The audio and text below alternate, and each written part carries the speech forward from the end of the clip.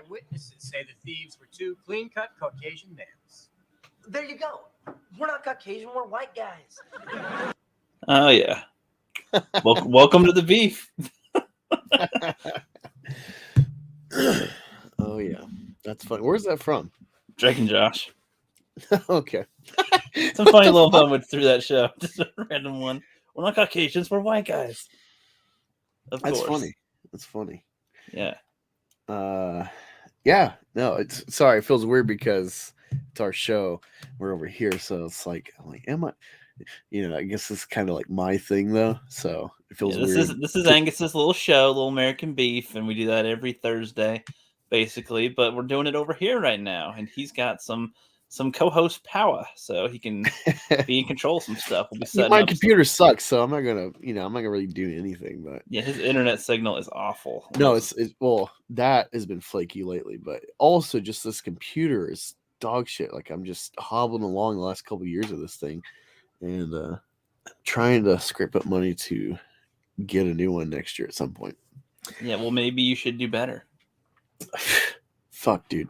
I already bang out so many hours trying to make like $4,000 after taxes. Oh, that's not enough. You gotta do better. Making like $4,000, I'm still like getting by barely. Just gotta do better. Yep, sorry. It's like every time I get a raise or I make more money or I do more hours, like, oh, this thing popped up. Like, fuck, And as soon as you're able to make more money, the value of the dollar goes down, and then you're like, and then you got Joe Biden's economy. Oh yeah, not helping. You used to be able to get 3 Whoppers for whatever price, and now that only gets you 1 Whopper, right? Yeah. Hey, what's up, Curtis? I haven't seen you in a while. Was it Whoppernomics? What was that thing you're talking about? It was actually Big Mac. There's Big Mac-onomics. Yeah, Big Macs have been a good measure of the value of the dollar. Or it's like, all right, for like an hour's work, you can get 2 Big Macs. And in the future, if it's like you can only get like 1.5 for that same hour of work, then it's like, oh no, the economy's going bad. So for whatever reason, it's been a good measure of the economy for the average person. I haven't dug deep into really understanding that, but yeah. And yeah, what's up, Curtis? What's up, Wookiee Supremacy? Right, Kitty?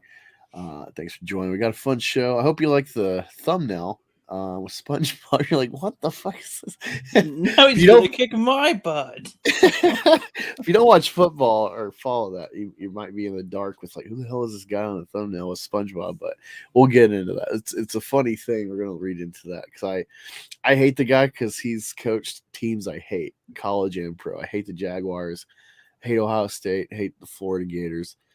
I know, surprising. You're just a freaking hater. You're just a hater. He's always been coaching shit teams, in my opinion. So, but you got a funny ass story, and it's just like, goddamn, this and the league society's getting so pussy. It's funny. We're in clown world, man. You gotta just laugh, otherwise you'll be so angry all the time. And I think the story kind of encapsulates that. Last Jedi was 4 whole years ago.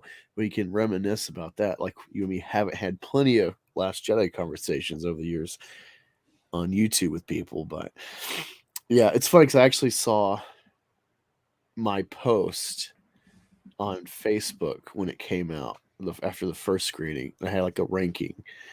And I don't know if I did a follow-up later after the second time. So I'm like, this sucks. And because it's like, I wasn't a original trilogy fanboy. I never have been. I like them.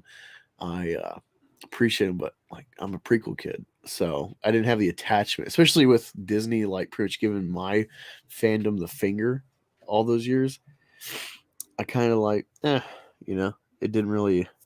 Luckily, it didn't really affect the prequels, but the overarching story, yeah. And what else we got? We got. Italian COVID protocols we'll be talking about. Italiano, the Covana. I thought about doing Dr. Mario in the thumbnail. That would throw people off. Dr. Mario, gonna give you the COVID. But Nintendo sucks. So I was like, I don't want to give them any attention. I'm going to beat your bum. Nintendo is cool. What else? I know there's a couple other things. Oh yeah. Jeff Garlin got canceled. They're really trying to Me Too this guy for just silly shit. I think you'll get a kick out of it. So yeah, fun stuff. What's been up with you, Ricky? What's Oh, not much. I got a couple Nigerians jump me last oh week. yeah, fuck you got. We've been talking so much this week. Well, we've had kind of a dead spot the week before, so yeah, I forgot that was just a couple days ago. You got robbed. Yeah, I got a little robbed. Just doing a normal night at Subway and everything, like one does, doing stuff. And a couple dudes come in. One's a little shorter, one's a little taller. I'm just like, hey, how can I help you? And they're like, this is a robbery. And I'm like, huh? What? Because I said all quiet, and I'm like, I didn't even notice they're pointing a gun. I was just like, yeah, let me help you over here. And they're like, no, this is a robbery. I'm like, yeah, right. And the taller one yanks the gun out of the other guy's hands. You think we're playing? And then shoots it, pops it off. Shoots the gun at the ceiling, then points it at me, and I'm like, oh, okay. Even if that gun sounded not as powerful as they do in movies, so I didn't even know if it's a real gun, but I'm like, that's a good enough show for any of that. Okay, here's cash, whatever. And then boom, that was the story, and it's funny because Angus was like, oh, was there two Nigerians? Like, it was Smollett and everything. And I was like, you know what? It was funny because this actually was two white guys, and it was at a Subway.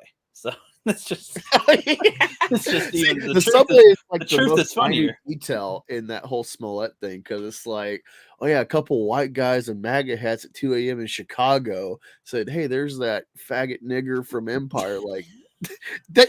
If racists don't watch that, like, oh, let's watch a show full of black. Yeah, they won't know what that is. 2 a.m. They won't care. Like, why would you Subway? You're like, what? So much of that doesn't make any sense. So that's just kind of funny. With that. His fake story is not as interesting as my real story. Yeah. And what's funny is CNN, we can maybe dig that up. CNN, Joy Reid and company, they're still pushing this narrative, even though the guy's been convicted for faking this shit. And they're like, wow, this is racist. Like, that's why he's convicted. Like, which thing is racist again? I'm sorry. The Smollett or what? Oh, like the race baiters on like CNN and company, they're still pushing this narrative that Smollett's innocent, or that this is all just white supremacy in play or something. It's like, God damn, like, yeah, these people don't realize they're digging their own grave, having run with Trump every day. Oh man, he went golfing today. He's a bad man. Despite, like, I want to say when Ebola, that was like the last big thing during Obama as far as like a scare. Yeah. He was on vacation in South America, and instead of like, I want to say it was during Ebola. It might have been something else, or maybe it was like a spending bill, something huge at the time, for like immediate action. And he was on like vacation in South America, and instead of like, oh, well, I gotta cut this short and be president and like whip this shit into shape. He I'll get it when I'm back. Like, okay. Yeah, for real. And while he was gone, Ebola said, "You're toast, bitch!" I didn't even hear what that was because my computer's so slow. Oh, your computer sucked. He said, "You're toast, bitch." that was relying on your now reaction. we have the lovely Sherry. The lovely. You have to say it in an essential way. The lovely Sherry. The lovely Sherry. Once more. Once more, Sherry will rule the galaxy. And we shall have peace. Oh, yes. I don't know. Especially George is so much about editing, That's like where he really likes to sit and just play with like what he can do with a story that he's filming. And it's like he just like watched that, like, yeah, that's good. And like that was like an Ed Wood moment. Like, I'm glad he did it because it's funny. Yeah. And no one really talks about it. It's like a meme that I have with you. That's like our thing. No one else is like, oh yeah, that one part. That's the one thing that probably sucks about the Sonic movie is like, who knows if they removed some great bad stuff, that would have been hilarious to see. Yeah, I mean, I'm glad people were happy, and I guess it made enough money for a sequel. But yeah, I don't know. Even though they got their own spin, like the media shill media. Yeah, after the Snyder cut and shit, it's like it's kind of proven itself. Like, oh, don't feed the fanboys. You know, like I hate siding with them. It's like for different reasons. I think they're kind of right. Oh yeah, it's like again, there's points that fans make that I agree with, but then there's some that the decision makers make in response to them, and I'm like, well, no, you don't have to do that exactly. Like, you can, change this bit or that bit maybe, but like, well, what if they had? It would have been funny to see some bad stuff sometimes. Sometimes it's good to see bad things done well. You know what I mean? Like, like ones that you laugh at because they're bad, because it's like, oh yes, thank God, it's just bad. Not preachy, just bad. Indeed. I was going through links to going back to our thing to find out what happened with Chris Hemsworth. Chris Hemsworth claims Marvel Studios' enthusiasm for him returning to Thor is waning. What? Why are you sharing this? I was looking through the Twitter things. Oh, okay. We don't have to talk about that right now. No, I'm just like that's like kind of a whatever, Well, like, you sent me the link. that was like a week ago. That's when I just was like, fuck it, we're not streaming today. I'm so tired. Oh, well, it was in my things. Yeah, that's old. I was looking No, through. let's talk about Urban Meyer. Let's talk about Urban Meyer. You said you sent me links, and I'm going through two different messages here, and I wasn't. Oh yeah, if you're wondering like what's the confusion is between Ricky, I got suspended today, and I'm waiting for an appeal if it'll go away, or if I do have to bite the bullet and take my week suspension because someone tagged Deborah Ann Wall and Charlie Cox in a picture of them like hugging from like Daredevil, and I shared like a Pepe, and I said show boobs, and that's harassment apparently. Even though it should be like pretty clear it's a joke, and at worst you're like, man, like, boobs are pretty devastating, to be honest. Hey, what's up, Keely Chow? Keely Chow. Tong Chow. We're talking about some NFL news. If you don't know, Urban Meyer got fired, and I guess this is like one of the big things about him. We'll be reading. I do not like this website. Former Jaguars kicker Josh Lambo says he was kicked in the balls by Urban Meyer during warm-ups. Yeah, all right. So let me pull this up. We'll start reading. I just got a kick out of this shit. All right, so Josh was off to a slow start. The Jaguars kicker missed a field goal attempt in each of the first two preseason games. But the fourth most accurate place kicker in NFL history wasn't worried as he stretched his legs with teammates at a practice during the week before the final exhibition game against the Cowboys in August. Then Lambo Beanie, was approached by head coach Urban Meyer, who wasn't calling Jaguars specialists by their names. Ooh, he wasn't. It was kicker, punter, long snapper, Lambo said, or S-Thag. Wait, what? Oh, S-T bag, Dips T, or whatever the hell it was. Yeah. The names didn't bother Lambo. No, it didn't for show, but what former Florida Gators coach didn't do next? What could he done do next right there, Lambo said, or the actions of a mean-spirited bully. Oh, yes, right, sir, pray to God. Okay, you can read the rest. I'm in a lunge position, left leg forward, right leg back, Lambo said. Urban Meyer, while I'm in that stretch position, comes up to me and says, "Hey, dipshit, make your fucking kicks," and kicks me in the leg. I thought he kicked him in the balls. That was funny. Lambo spoke for the first time publicly about what he said happened to him in an interview with the Tampa Bay Times.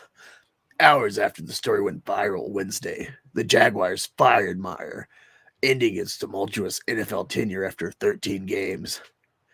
Of the kick, Lambo said, "It certainly wasn't as hard as he could have done it, but it certainly wasn't a love tap.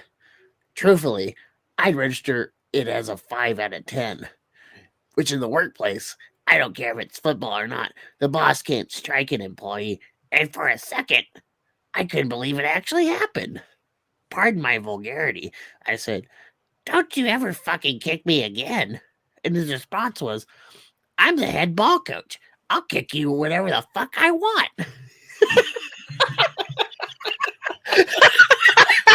This has got to be a setup for a skit. This is hilarious. What is that, head ball coach? I'm like, that's not a title. What the fuck is that? I've never heard of that. Is that a real position? I'm head ball coach.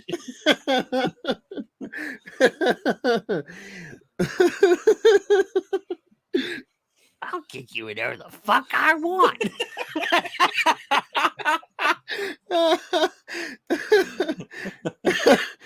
Lambo said, Other players saw and heard the incident, but he did not disclose any names because he did not want to involve them.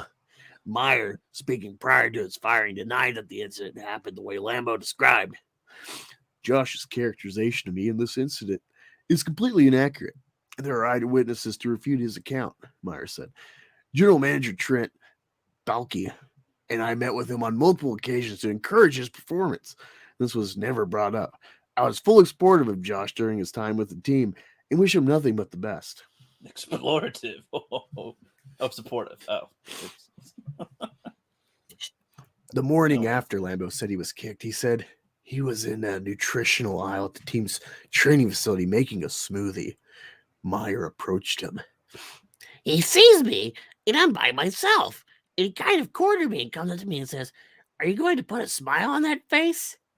Lambo said. I said, I'll smile if you stop kicking me. This is Brie Larson. She's on the football team. The details of the conversation I do remember.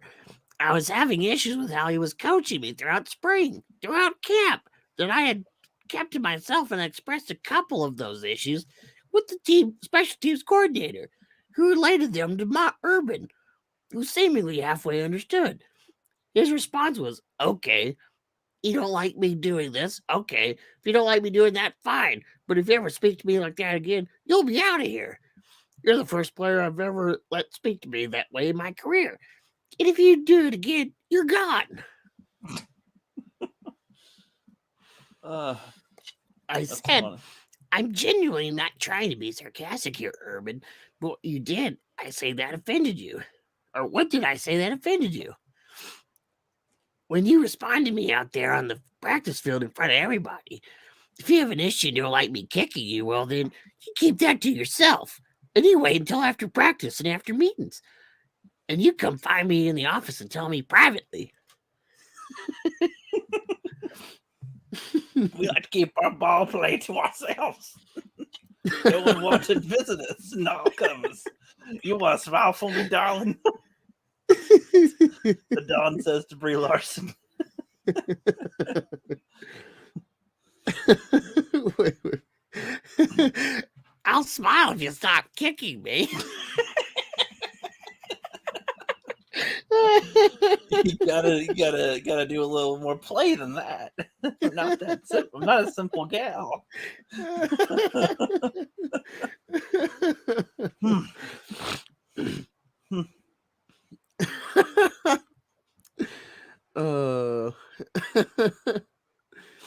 Oh my god. Is that the main bits of that? Yeah, I'm scrolling through trying to see what else is in here. I just saw that clip from this article, and I knew we had to talk about this because it's so fucking fun. I didn't know there'd be more. You kicked in the balls. Oh, here it is. Their balls are a little closer than I thought they'd be. You can only tickle me that way in private, son. You can't do that in public. Nope.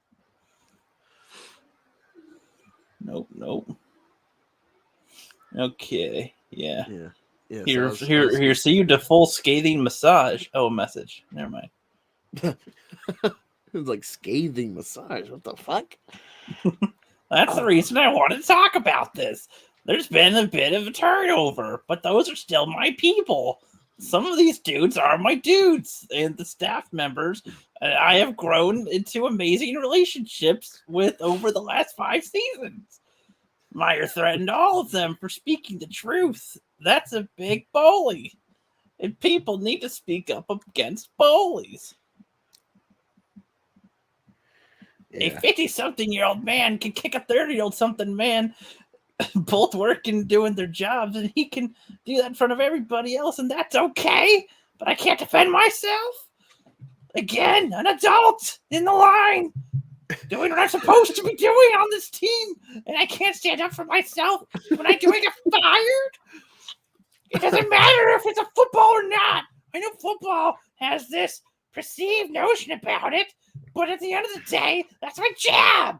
But not as a football player. I'm there as Josh Lambo doing his job. What Meyer did was unfathomable. And when you need a job, you need somebody with a job to do that job. I don't think there's any more nuggets. What do you know? Okay, so that's that story. He's gonna kick my butt. My butt. Listen, everybody that's tuning in, I don't want to summarize that other than, the guy is kicking the dude in the leg and he's like, I won't smile until you stop. So that's that story summarized. I'll smile when you stop kicking me. I'll tell my mom. Jeez. Hello there, Rose. What's up? What is up? Is that a real person? I don't know. I can't understand what they wrote. I don't know. But hello anyway. And what does it say? Sherry says, yeah, bot alert. Oh, okay. Yeah, how's it going, random? Hello, good day, mates. Getting a laugh from Coach Urban Meyer got fired. Bad season all around, but apparently he liked to kick his kicker, and guy had to cry about it. Mm-hmm. Wah. And you need to see the bully episode of South Park. Okay. Maybe I will. Bullying isn't cool. Bullying is lame. Bullying is ugly and has a stupid name. They just beat the shit out of people. It's a Butters episode too, by the way. Do you understand what I am saying? Butters' grandma's in it and beats him up. I like the one where it's like he's like grounded because of his stupid face. He's like, It's just my face, Dad. Yep. Oh, you're gonna get it. You're gonna get it for that one. Yeah, no, I'm having more fun with South Park now. That's good. Good to hear. It's funny because got kid food for kids. Like, oh, we're gonna sit down and watch South Park. I'm like, no. And I'm like, what? You were watching it all day one day. And like I heard him for like an hour watching South Park. Yeah, dude, it's great. And I'm like, what are you talking about? You like South Park? You're watching it without me. And then I put it on, like, oh, that. Because they didn't know the name, so it's fun for the whole family. Yeah. What's the next one up here? Pull up the next article. It's funny as fuck. The Italian man who tried to use a fake arm to avoid the COVID shot says that his life is ruined. What are we gonna do? Is that even Italian? Is that Italian accent or not? I don't even know. It's kind of sounded like Shut up. I haven't heard Italian in a while. The man who tried to dodge Italy's COVID-19 vaccine mandate using a fake arm is a dentist who claims the ridiculous ruse has ruined his life. Guido Russo, 57, had refused to get the jab before showing up Thursday at a vaccine center in Biella, I hope I'm saying that right, where he used a silicone prosthetic during his ill-fated ploy to trick a nurse with the well-made fake arm. Go away. You've ruined my life. He told reporters from behind the door of a villa in... Go away. I call the Carabination. What? Carabinian. I'll call the Carabinieri. Yeah, how he said that. I'll do the quotes. You do the other okay. Russo had told a nurse last week who uncovered his bogus arm that he found himself in a bind. I don't want to get the vaccine, but I need to get the green pass to work. He told anyway. Yeah. I told the nurse. I'm gonna say the green grass. See the green Russo grass. is being probed for attempted fraud, and it's not the first time the dentist has been investigated. In 2016, he and a dental technician were accused of practicing dentistry illegally in his office, La Repubblica reported. An action like this would be serious for anyone, but it is not even more serious because it offends our profession and our order. The president of the medical association told the newspaper of Russo's actions. It is a lack of respect towards. What the fuck happened? Oh, wait. The fuck? It is a lack of respect for those who are in. Oh, God damn it. It is a lack of respect towards those who are in these 2 years of pandemic have worked with the self denial and the spirit of service, even at the Department of his own health. God, too long a sentence for an Italian. It needs to be shorter. Bua, who said Russo, who called his fake arm a stage costume, insulted medical professionals with this hoax. I am incredulous and very stressed. Incredulous. Incredulous and very stressed. Keep going. Oh, yeah. In the last few weeks, everyone who shows up for the first for the first dose, that said close. Everyone who shows up for the first dose of the vaccine, they're very angry, holding a hawk with the system, and they feel obligated. My colleagues and I, these are longer sentences, Jesus Christ. My colleagues and I try to lower the level of tension by not giving our side any provocation. But I am really tired. I just want to be sorry. I am just as sorry as these people who do not understand how much the vaccine is essential to protect our health and their loved ones. Mamma mia. Mamma mia. Yeah, I later figured Mamma Mia. Yeah.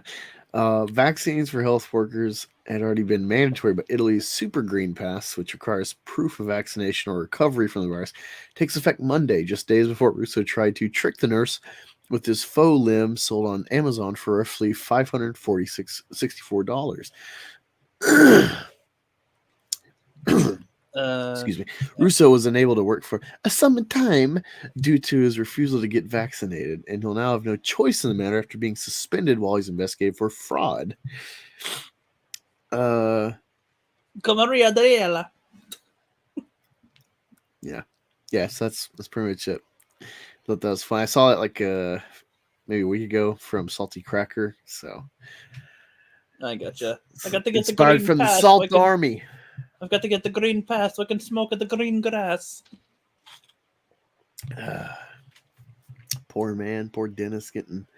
Wait a minute, what was that ad? Looked like someone photoshopped big boobies on Jen Psaki.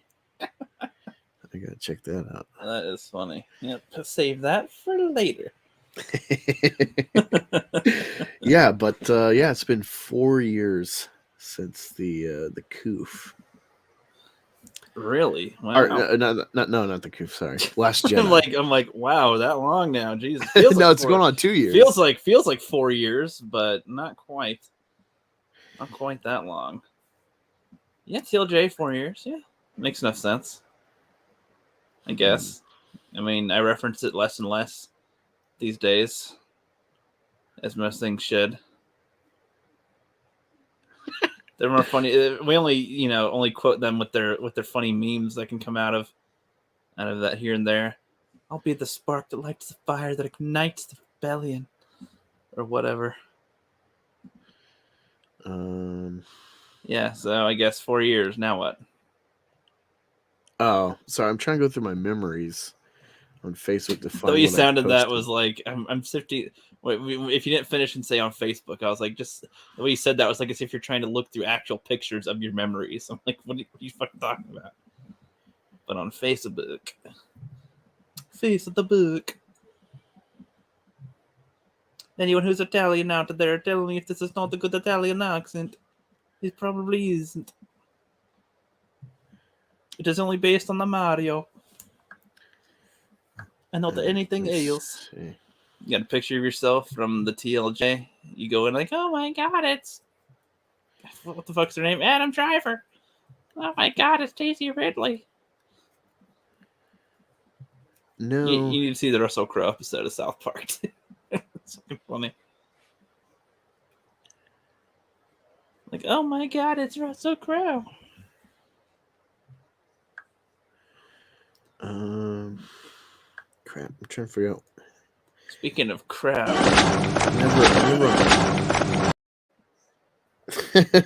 his face is Shocking. getting into poop if you couldn't see it. Into elephant poop. Just in case you couldn't see it. I don't know what you're looking for, because well, it's not really... I remember I read over it the other day. A couple days ago, it was the 14th. 2017, I saw Last Jedi, and I put up rankings, and I put Last Jedi like in the middle. And above what? I want to say it was like the original trilogy, then like episode 3, and episode 8, and then like the rest. I think I put episode 7 at the bottom, and that was like my initial ranking. And then later it was like, oh, yeah, this is bad. Like, I seem to have misplaced my ranking. Whoops. Yeah, but I'm trying to think. But like, so when I saw episode 7, I kept flip flopping. It was like second best Star Wars movie behind like Empire, and then I saw it again. I'm like, it's like the worst Star Wars. And then, it kept kind of flip flopping. And then episode 8, it was like instantly like in the middle. It was like, it was okay. And I think part of it's like I said, I wasn't deep in the original trilogy as far as like that's my fandom. That's not my era. So I didn't like really perceive the instant shock of like betrayal like most people that are like deeply invested in Luke Skywalker, because like I like the bad guys, and his trilogy is he wins, he's a good guy, so I'm like, fuck him. And it's only because of Last Jedi critiques on YouTube that like I've appreciated his character, and I know all the stuff to argue where it's like, Luke sucks. Like when people like talk about Mandalorian, it's like, oh, I just want to see badass Luke Skywalker again. Like no progression. It's like, well, like I know there's the EU where he does all sorts of crazy shit, but in Star Wars, he never has a like, whoa, Luke just owned fuckers. I wouldn't phrase it as he sucks, but I would agree that he doesn't have all these badass moments everybody says he has. It's like he does a cable and throws a grenade into a walker. He gets, he does the last shot on the Death Star. He cuts down a couple of Jabba's people, and that's most of them right there. Yeah, no, well, like when I say he sucks, I mean like, forever cool moments are fun and memorable. Like ultimately, someone saves his ass every movie. Even when he's successful on the Death Star, it's because of Obi-Wan helping him like focus, and then Han saves his ass from Vader. And episode 5, Vader is like holding back. He didn't even need to be there, really. Yeah, episode 5, he's holding back against Vader. Or Vader's holding back against him. Yeah, one arming him in a whole battle and not really taking it seriously, just trying to knock him out essentially to take him to the Emperor. And then episode 6, he like overcomes his father, but ultimately he fails against the Emperor and would have just been tortured and slaughtered. But I mean, in a way, it was more that he had a moral victory. Yeah, I know, which doesn't count on paper, really. It's like, you won, but you didn't like get the win, though. Well, that's like okay, that makes a character endearing, where it's like, I'm standing up for right, even if I lose. Like that's cool. But like that's the same thing with Batman. Batman's like, I don't kill. And it's like, well, if you just killed this one guy, how many people would not die in, killing the Joker? I guess it's kind of like how he didn't just kill his father. It's like, no, I'm not gonna kill you. He sees in a way, like it's error. like, I don't know if he sees good in the Emperor, but I mean, regardless if he sees it, I assume he doesn't want to commit the act of, killing anyway. Yeah, but he would be lowering himself to like, I get that, and that's why he's like a hero, because he stands for good even at his own cost. I'd rather say in the American way. But yeah, it's like in reality, almost all like the great regimes of history and great leaders, they cut throats. Even someone like much. Caesar. Caesar's actually really liberal and forgiving for like such an iconic leader, and that cost him his forgiveness and his niceness to his enemies. Ultimately, that's how he got fucking assassinated because he Well, didn't just slaughter his enemies, in plain sight. Well, it's that and some of the relations that slaves or that like Romans would have with slavery. I mean, they had a slave rebellion that really screwed them a bit while they're doing all these other wars, and it's like, oh shit, like but their niceness to instead of exterminate everybody and let them serve them, live as servants, Yeah, kind of a thing. Still kind of bit them in right, the butt, Kitty. like you said. Right, Kitty. She's got a couple. She says, I think The Last Jedi is just okay. Right, Skywalker's probably worse. I would say, as far as like, as much of like a saga assassinating film Last Jedi is, I appreciate it in the sense that like, it took risks. It definitely was a genuine film, and there's a lot of concepts that are like trying to like break the mold of Star Wars as far as like the box that you're kind of stuck in writing a Star Wars movie with the saga and going forward. I think there's still a lot you can play with to try to like get out of like the kind of tropes that Lucas built into the series that are familiar that you can't really, like Gareth Edwards with Rogue One talked about like it's so hard making a Star Wars movie because like you're trying to do new things, but if you go too new or too different, it's not Star Wars. And so like you gotta walk this like fine line of familiarity. Which that's actually a weird definition. I don't know what defines Star Wars specifically. That's it's like when people say like what's like when Scorsese or somebody's like MCU stuff isn't film or something, or like Spider-Man's not Spider-Man or whatever. It's like, well, I don't know. That really depends on how strict you want to make a definition. Well, the thing with Star Wars is that it's not, I mean, sure, you can argue Spider-Man, what is Spider-Man, but there's so many iterations, and there's always new writers that are, adding or elaborating or giving more definition to set traits that gives you a new perception versus like the original readers, the first stories that was like, well, that was never a question, or that wasn't a concept that was like deep enough to like purse out, a certain inclination, but so no, I understand that, but there's like a core thread where it's like this is X character, or it's like no, you're like going outside of the like core concepts that is this character. Star Wars, it's a linear story, there's no like alternate, regardless of EU or whatever, or let's make multiple timelines. Like Star Wars thus far has been one constant, just going forward into wherever. Yeah, but I mean, to say if you go too different, then it's not Star Wars. I don't think that statement makes any sense. Well, for one, just talking about like design and shit, but like if they all of a sudden had like a regular pistol with the bullet, I'd be like, well, hold on, like that could work in there, but I mean, you just can't do it and have no lasers and no explanation. Like you could do it though, you know what I mean? Like I don't know, I feel like there's a lot you can still. I mean, to say you go too far and it's not Star Wars anymore. I don't know. I think you can go pretty far. Well, it's like there's a lot that's already in place with like universal rules and shit, So, but I'd say that makes it more interesting than having it be more challenging because you know what is there. I mean, you know what to work with.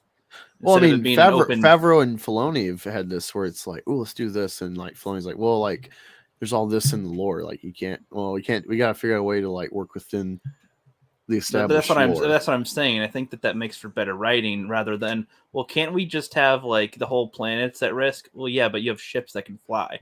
Well, let's just pretend it isn't. Well, then it's like, no. How about you try to make a situation to where they are stuck, or that's where the writing part comes in, where the more clever writers will prevail over the ones who want off easy, essentially. Especially in such an established thing, you'd think they would deserve the time to write, to be taken its time to write it. But yeah, yeah. When I said Luke sucks, like I'm elaborate about like every film he has someone save him, but also like that goes hand in hand with like the Gary Stu thing. It's like he's never Gary Stu. Like he's he's always kind of jumping the gun or like putting himself out there and at his own peril potentially versus like a Mary Sue would, with no experience, no training, no knowledge of the that would help her in the predicament she's in, somehow does better than people who are experienced, and have gone through the trials and stuff. So yeah, it's just idiotic. And like my whole thing with the Mandalorian when he pops in episode 7, it's like, or the last episode of season 2, we've actually never seen him at that level, of like mastery, and he's just like taking control. It's like even at his, I would say his highest point in the films in the Starlight Pit, and he, escapes and all that. That's probably like the prime moment of Luke Skywalker. Where it's like, ooh, and it's like there's some luck involved. Like Boba Fett is not afraid because he's got a lightsaber. He fucking goes toe to toe with him and gets, sideswiped by Han Solo for a gag death, or assumed death. Yeah. So yeah, that's what I mean. Like Luke sucks, and he it's definitely not a Gary Stu. But yeah, like I would say I like Rise of Skywalker, even though it's just so wonky and wacky. I understand the time constraints and the switching in directors, the time crunch, and trying to cram essentially 2 films into one. And they had no idea where they were really going to end the whole thing anyway. So it's like, oh, yeah, shit. just like what they put on anything? screen with like where Rian Johnson left them, which is kind of JJ's fault because he was a producer on. Yeah, I was going to say Last JJ Jedi. didn't have a great starting point, and then neither did Rian Johnson. And then you get back to number 3, and it's like we're not even at square 1 or 2. we're at like -5 when we start the third one, and the final, like it's like, Yeah, shit. Like there's nothing to do there. Last Jedi is genuine in it, like I'm gonna do this thing and I don't care about whatever. I appreciate that. I appreciate that. But at the end of the day, Rise of Skywalker is like a really long fucked up movies trying to say sorry to the fandom about Last Jedi. Like every key point of Last Jedi, they tried to like work around while also maintaining continuity with that film existing. Yeah, right. I agree, though. I think they still could have done better. But you're right, considering they did like try with that. I would say like TLJ to me is like an independent film that isn't like that wasn't executed well at all. It's like they, like you said, they had all these ideas and risks, but they didn't do them well in there. So it's like, oh, I guess it's like genuine in that sense, or something. But still, it's like, it could have been done better with it. And the Rise of Skywalker, yeah, I mean, I kind of wish that was a situation where they're like, okay, we can't get this done when we want to, so it's going to take a while to get it out or something. That would have been already sort of like a thing for the fans of like, you're going to get this at its best, rather than we're going to hurry our asses to get it to you when we said we would. Well, I mean, it kind of worked out for them in a way, because that was the last big blockbuster release before the China virus. Yeah, that's true, I guess. So they kind of threaded a needle with that one.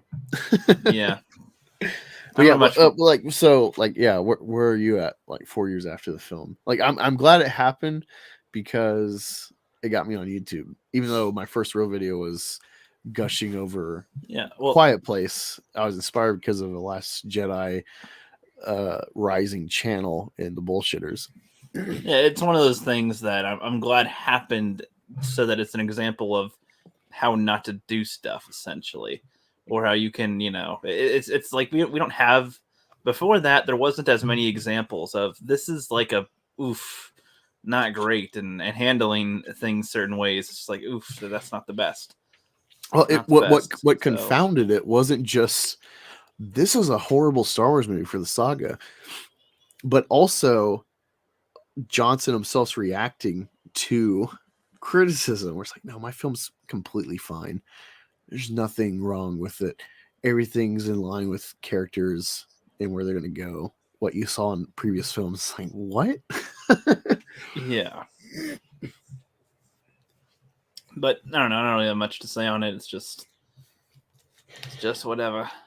Random Brad says, I watched 20 odd minutes of the holiday special the other night, turned it off. Terrible stuff. The Boba Fett cartoon's pretty good, though. Yeah, that's our first taste of Boba Fett. Yeah, okay. This is actually something, too, that I think is controversial. Like, I'd rather watch The Last Jedi than the holiday special. Like, as bad as it is, it's at least not, like, TLJ isn't an eyesore on my eyes. Like, it's not like a migraine every few seconds and just having characters go, wah, wah, and then watch, like, porn on their visor or whatever, like, from Wookiees. Like, I don't know. Like, if you're gonna have me pick one, I don't know. I think I'd If rather I go was with... stuck with that option, I would Yeah. just not have a TV. No, but if the option is you are strapped down and you must watch something, that's the scenario of you're strapped down, you must watch one, pick your torture. And it's like, I think I'd rather suffer through TLJ than the holiday special. The holiday special is so like bad in that it's kind of like how you think the Christmas Story is. It's like, it's not entirely a film. It's just like footage of stuff, of things, you know? Yeah, I really hate the Christmas Story. I'm like, how is this shit so iconic? Why is this a tradition? This is awful. See, and again, I'd say I don't even like calling it a movie because it's like a good Christmas feel of things. But as far as a movie, it's not like really a movie to me. I wouldn't rate it on a movie scale because it's not really a movie. It's just like a little family events happen, and you're following him. He wants a BB gun. Like, I got a funny lamp. Oh, it's crazy. Like, what The is husband this? likes a sexy lamp, and it's embarrassing the wife. Goodness, look at the times they're in. That's crazy. The Bumpuses and their hillbilly dogs. Like, come on, you know. Awful. Sons of bitches, Bumpuses. It's just like, okay. Yeah, it's like I It's hate just Christmas. funny little moments that are like, yeah. There's certain movies that I'm like, this is fun. Like, this captures the fake magic they sell you about Christmas, and it's fun. Like Elf, Home Alone 1 and 2. Number 3 is fine, just to be silly. I love Jim Carrey's Grinch, which I was so surprised when I found out Ron Howard directed it. I'm like, what? Ron Howard, yeah. Yeah, like of all people, Ron Howard directed it. Given like the films he's done, I think he did Apollo 13, Cocoon, which I haven't seen, but that's a big one. Some other things I can't think of right now, but he's like, you don't think of him like number like top 5 or anything, but he's like pretty well known director. And then he did Grinch. It's like, that does not fit like his track record. Yeah, not at all. But I love it. And I'm trying to Night Before Christmas, even though I can watch that like all year. There's movies that I'm like, okay, it's a Christmas movie. I hate this holiday, but this is fun, you know. But Christmas Story, I went in fresh, never growing up with it, waiting to see like, what is everyone talking about? I can't wait. And it was just like, why? Santa pushing him down the slide, like, this is just awful. Ho ho ho! No. Just little moments. Hold on, sorry here. I'm not missing the point here. My point is that like watching the holiday special gives me like instantly a headache. Like I'm like, oh my god, like I'm like, it's painful to watch to where I can't watch. Like it's like you even said yourself, you turned it off. It's like, yeah, I don't know, that one's tough to like literally watch. The Room is like one of those so good it's bad ones or whatever, so bad it's good that it's like it's entertaining to watch it, and you can watch it for the most part wondering, wow, why'd they do this or that? Or same with Silent Night, Deadly Night 2. They're really bad movies, but it's like they're watchable. The holiday specials, like it's testing your ability to sit and watch something. That's what I'd call it. Yeah, I don't. I've never been one to like, oh, it's so bad, it's good. Like, I don't want to watch that type of shit. Like, I don't get the fandom around bad movies and keeping them alive like that. Like, just let it die. It was a horrible experience. It's a waste of your time. Hold on. No. Sometimes you just admitted it a little bit ago. Like sometimes the bad shit, it's good that we get it. Sometimes, like that's funny. It makes for memes. That's where half the memes come from. A lot of things. Yeah, I guess It's from some bad stuff. And how would you be able to compare good to bad without letting bad stuff in like see, that? my thing is like I like to just watch what I think are really good movies. So I try to like when I see a trailer, I'm like, oh fuck, that's gonna be bad. Like I've watched enough stuff where I the trailer pitch is like a real good indicator. I can piece it out. I'm like, no, not watching that shit. So like Mortal Kombat, the first one. Never watched it. Okay, because that's the one that's like it's fun with how bad it is. It is entertaining and funny with it. It's not intending to be this funny, but it ends up being funny because of the one badness. the one movie that is in any realm like that, I guess that I do like is I like it because I feel I don't know what the director's intent was, but I feel whatever the intent was or like how it's sold versus like how it unfolds. It's so funny. So it's like I think it's like a legitimately funny movie, but I don't think the people making it meant for it to be. And that's Teeth, the old vagina dentata. Like it starts out, it's like a goody two shoe Christian girl trying to be like, you know, celibate till marriage and being like chaste and purity rings. And she's doing like abstinent sex ed. And then she's got a boyfriend that like they're holding hands. And then like he's horny, so he ends up like raping her. And then she finds out she has vagina dentata and accidentally kills him. And then after that, it gets just fucking funny the whole time. Well, that's what a lot of movies are that are like that. You know, they're not meaning like I think the Human Centipede is probably unironically fun. It's just funny because of how dumb it is. Like it's trying to be serious in what it is, but it's just funny. I would think. Random Brad. I skipped to Boba Fett. I was watching with my daughter. She's like, "What the actual F, Dad? It's fucking terrible." Still watch the holiday special before ever watching 10, 11, or 12. You mean 7, 8, 9? I was about to say they don't have those yet. Thankfully. Thankfully, you know, but I don't know. Knows? If they got good directors and writers, I'd be down with continuing Rey and maybe the others too. Like finding some Force loophole, maybe doing like what I thought they were going to do with Luke Skywalker. My guess going into episode 9 was that they're going to Gandalf Luke Skywalker and that the Force would like poop him back out. He's not done yet, essentially. Yeah. He's still got some work to do. That was my guess. And they just cheaped out and did Force Ghost Luke. Whatever. So, and but like, with that, I can see them do that with Kylo. I agree with you that they could, with good writers, they might be able to possibly make something like that happen, or not that specifically, but they could make it work. Or even we that don't like most of the sequel trilogy stuff, like if they write it well, like you know, that's not impossible. I'm never one to be like if there's 100% chance of something. It's like you know there could be a 1% chance that it could be good if you know with the right writers behind it and stuff. Like they could turn a shithole piece and you know actually polish off the turd and make it something decent. You know. Yeah, Wookie says Rookie is the only person I've heard describe Human Centipede as funny. Well, me and Neil have talked about it. It's a funny concept because he's even though he's a mad scientist, he's still a scientist. So it's like basic biology understanding would tell you like, oh, if someone's excreting waste and then you make someone else eat the waste and then the third person's gonna eat the waste of the waste, it's all waste. There's no nutrients. No nutrient. It's not just that. So it's like the girls in it are dumb and it's funny how they get into dumb situations there. As a character is weird and they're in his house and they drink his water like and fall and get knocked out and drugged. And the one that's running away in time, you know, I think he has like a crossbow or something. Like it's just like, what the fuck is this? It's very bizarre. And then it's like, I will not eat. It's like, oh, but you will, pet. It's just like, what the fuck is this? It's so dumb, but it's funny with how dumb it is. And they're trying to be like hardcore scare you, and it's like, no, but it is funny though. So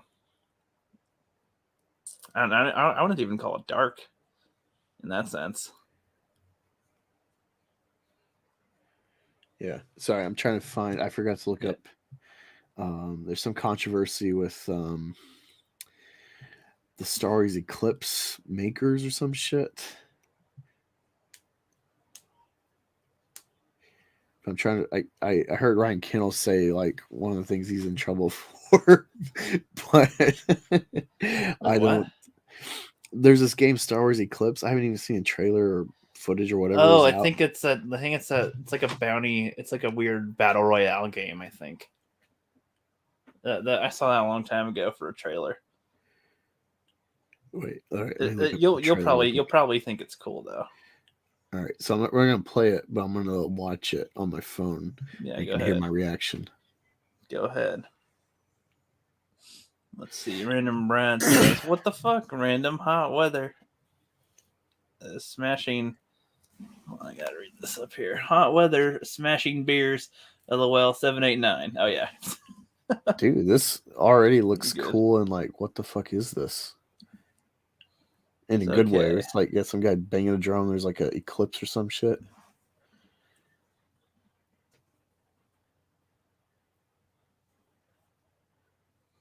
Okay, I laughed at the end of Old Yeller. What the fuck? You laughed at the end of Old... Dude, such a gut-wrenching movie. That's one. Oof. Hey, I did I don't know if you saw, I did a video where I said Star Wars is like old. I compared like Star Wars to Old Yeller, and I was saying like we just need to like put it down. Yeah. And like I have a clip of I Am Legend where he's like choking his dog out, and I like put Star Wars over its head. Yeah. Okay, I actually haven't seen this trailer either. Yeah. Okay. So this looks fucking good. This cinematic trailer looks fucking awesome so far. Let me know when you're done. Then I'll watch it myself as well. Oh my god. That's all right. Yeah, I'm pretty much done talking about TLJ. More and more these days, I try to mention it less and less. Only unless it's of course only except for the memes that are fun to pull here and there. That's for well, sure. It is like, ironically, it's like the most quotable, like for trolling, the most like quotable Star Wars thing. Yeah, but what was it? Like every word of what you just said was wrong. It's like, yeah, the way he words that is dumb, but yeah, still. It's totally not Star Wars dialogue. It's totally like modern Twitter conversation. Yeah, it's like that's not right. But still, that's why it's kind of funny though. And he says like laser sword. Like what? When would you ever get to like read that in Star Wars? Like you might read that as like an explanation in like a book, or it's like explain to you the reader of Earth 2021, not I'm in Star Wars. Not a long time ago in a galaxy far, far away. Yeah. Yeah, so Wookie, I to be fair, I haven't seen Old Yeller in like over 10 years. So, maybe I'd laugh too now. I have no idea.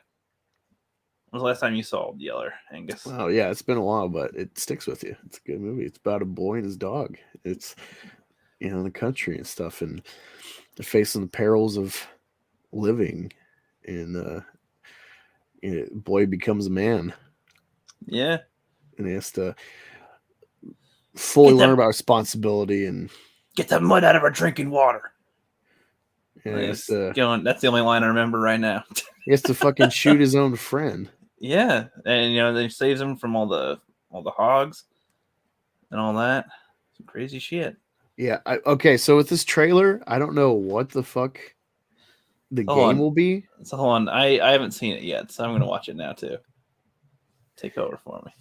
Yeah. Yeah. So Hair Dog says it's fine. I shrugged when Bambi's mother got shot. Yeah. So Bambi is just communist propaganda. I fucking hate that movie because the villain of the movie is the hunter, And like, what's that tell you? Like, that's just propaganda, you know? And I've never liked that movie. I hate Bambi. I hate his little at least modern times the weirdos try to rope in who's the little skunk, what's his name? There's this whole thing about like LGBT characters in the past that they argue that some of these characters like Ferdinand the bull and like the skunk, who I thought was a girl growing up, were little hints at like closeted gay men, that was like their characters for them. That there's lots of gay men who got married and had kids as cover, which I could see that being a reality, but I don't think a lot of these characters, besides maybe Ferdinand's kind of an obvious fruity bowl and shit. Flower the sky. Okay. Yeah, I've never fucking liked Bambi. And that was before I even like could piece out like the message that they're giving you, or what you're supposed to infer the bad people are, which is a hunter.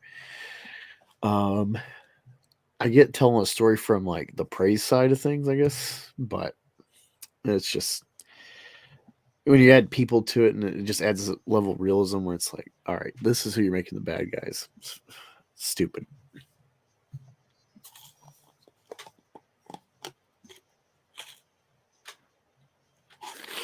Yeah, how are y'all doing in the chat today?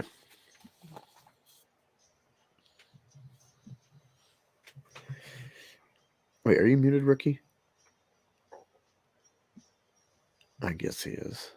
Maybe he pulled away to watch the trailer. I didn't hear any of the sound. I just watched it. The Eclipse trailer looks beautiful as hell. But I guess one of the creators that's going to be working on this, he's in hot shit because I guess there's a game he made where he said something like it's not for F slurs.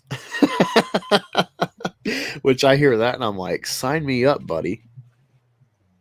But it's funny because apparently he did a game where it's like you're typically masculine character, like he can take a male or female stripper like home to sleep with. So I mean that's pretty inclusive, but you got to check all the boxes if you want to work with the weirdos. So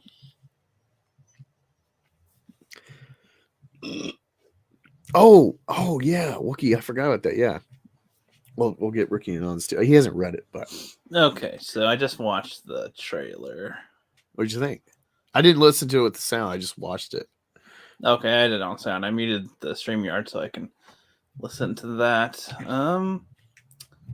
There wasn't any dialogue or anything. It was just singing anyway with it and banging drums. I don't know. Like the graphics look all fine, and I have no idea what the point of the game is or anything. Just showed stuff, but also told me nothing. So I have no idea.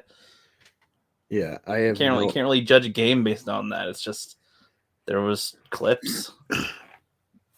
All right, so let me read this. A new action adventure multiple character branching narrative game set in High Republic era of Star Wars Galaxy in early development. See the galaxy through eyes of an ensemble cast of multiple charismatic playable characters, each with their own morality, personality, motivations, and impact upon each other and the story at large. Another prequel kind of thing. I'm fine with that. Like, I would prefer they just go forward and do new shit and be aware of all of the Star Wars universe and not just keep reflecting on the fucking original trilogy. Yeah, I mean, I'll be impressed if they don't have any. Yeah, they probably will still have some. Well, yeah, like there should, that's the thing is like there should be some familiarity when you're doing like a saga. There should be some familiarity with like echoing things before, however close or far away you are from those stories. But yeah, I don't get. I think it's a real misstep to like keep going back or trying to fit in little slots in between stuff instead of just going forward. Because like if this took place in the future, I'd be a little more interested immediately. I'd be Yeah, like, like, why- So this is like way detached from events already. That Yeah, there are the things we know are part of their history now. So cool. yeah, but that's a problem too, though, is because the way, like, given the rules of Star Wars, it makes sense to me that Palpatine could come back because the whole idea, like, you see with Vader, and Palpatine's more powerful, so it's like Vader chokes someone across the galaxy and shit. So it makes sense that if Palpatine has tapped into the knowledge of like life preservation with the Force and or transference, it's not out of the realm possibility for expanding the lore of the Force that Palpatine could have shifted his essence right before his death to a prescribed body, or at least one that could like hold him temporarily, or if he did it like in a robot, like whatever. He had stuck inside a C-3PO. Essentially like Oh, Chucky, my. essentially like Chucky. That could work. That would be a funny movie. The Emperor wakes up as Chucky or something. Oh God, what has happened to me? I'm a little doll now, but he can still shoot lightning out of his fingers. Yeah, so like Palpatine being back was not a problem for me. It was just like, how are they going to do it? And they just like make you run with it the whole time. And the initial reveal of Palpatine is in Fortnite. Like they try to do like multi-platform storytelling where it's like, I hate Fortnite. I don't like stupid games like that. I'm not going to tune in to see some Star Wars reveal that is actually going to be pertinent to the fucking movies in a game that's not a Star Wars game. You want to see what happens in Lord of the Rings? You just gotta play Call of Duty. Yeah. Like, what? Yeah, it's the dumbest move. But the problem they've wrote themselves into with going into the future is that like you had the chosen one in Anakin, essentially the prodigal son. He comes back in the fold with the Jedi by or at least it becomes like a Bendu, whatever, finds like the center long after his initial fall by killing the ultimate evil thus far in the galaxy and Palpatine. So you thought. And then he comes back and there's no Horcrux like Voldemort. There's no item where you destroy this, you destroy him, or like Sauron in the Ring. There's none of that. It's just like they've written it where it's like he can just for all time just keep reappearing. But then they say, oh no, he can't now because he's been defeated not just by Rey, but with all the Jedi spiritually through the Force somehow or whatever. Or it's like, oh no, she super killed him. I'd be like, to me, there's no difference between that death and his other death where he won't still come back now. Yeah, they've written themselves where it's like, yeah, the logic is that he can just keep cycling, and of course the same actor won't last forever to do that. But that's it's how also they even worse in the Rise of Skywalker because he's on a planet of like all these other Sith crap that he's been on, and that was keeping him alive. Like, I don't know. It's more likely he'd be able to just, okay, you killed that body. Now I have another one. Okay, restart. Yeah. And it's like, oh, and so that's the problem with going forward is that you've had super chosen one in Rey super kill him with the Jedi in total helping spiritually to vanquish this foe. So that's supposed to be like the cherry on top, like, oh, he's finally dead. So they super killed him, and you're supposed to just like eat it up. Becomes a super ghost. So now it's like you can't really write a better evil or a new foe because you've had super foe, but now he's gone and he can't come back, and it's not believable. So it's like, they really wrote themselves in a hole narratively to go forward. Hold on though. Well, like, okay, here's the thing. What are they going to do going forward with Rey, where now she's like sort of like center, but she's Jedi and she defeated the ultimate evil? Like, where do you go from that? That's where good writing would have to come in somehow to make such stuff would have to happen to her that isn't necessarily, oh, somebody stronger does something. It's got to be more of a mental game, I would say. But she has to they have to write her to where she actually feels something, because that's been the tough part with the writing so far. It's like, like when when Kylo drops his weapon after sensing his mom's death, she just goes, "I will counter and block you." Kill. Oh, your mom's dead, and you let your guard down, and I fucking it's like there's nothing there. And she's even if they she acted like that was part of her plan. It's like, no, you just took advantage of that shit. No thoughts on that. Just there you are. And it's like, so my point is if they can write her when things happen that she, is responding to it or reflecting on it or something there can be stuff you can do that can work. I think. Well, it's like, is she supposed to start the new Jedi?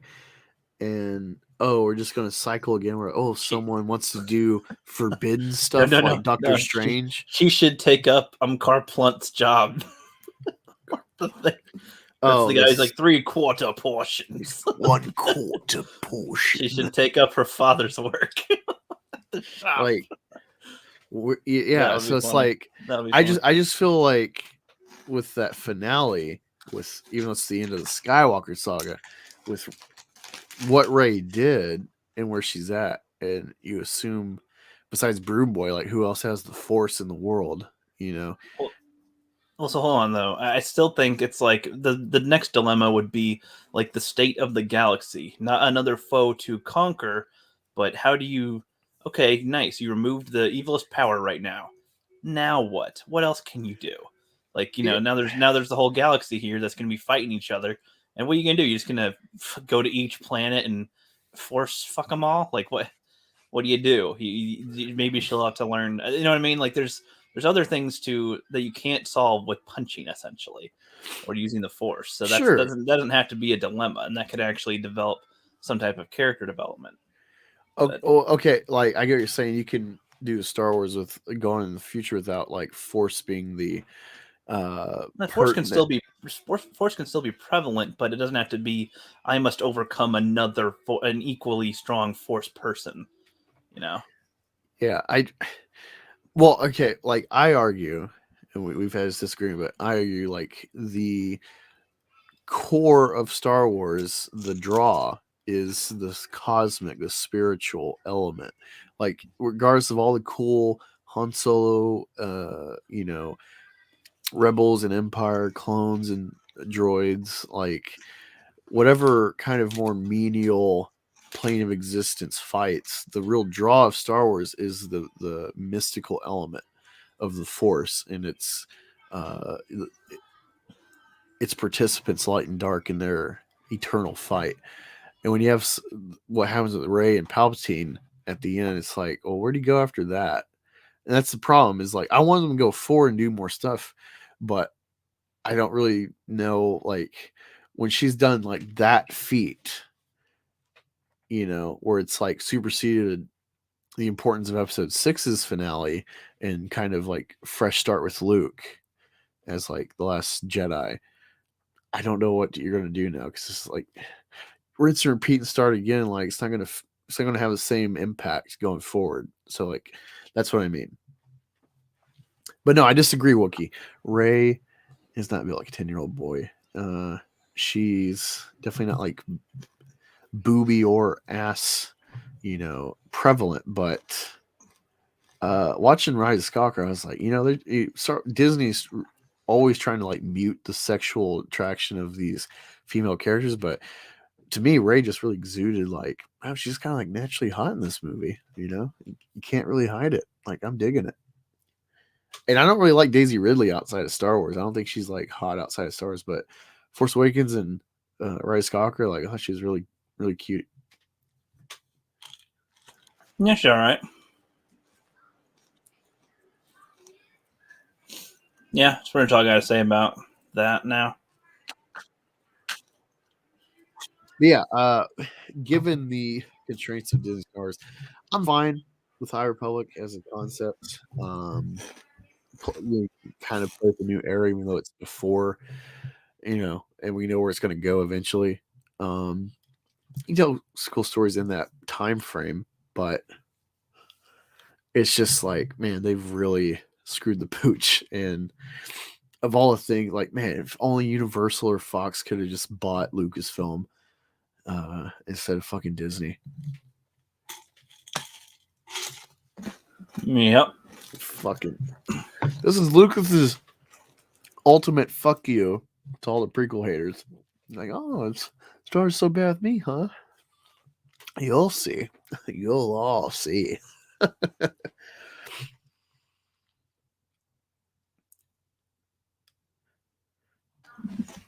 you know what he's talking about?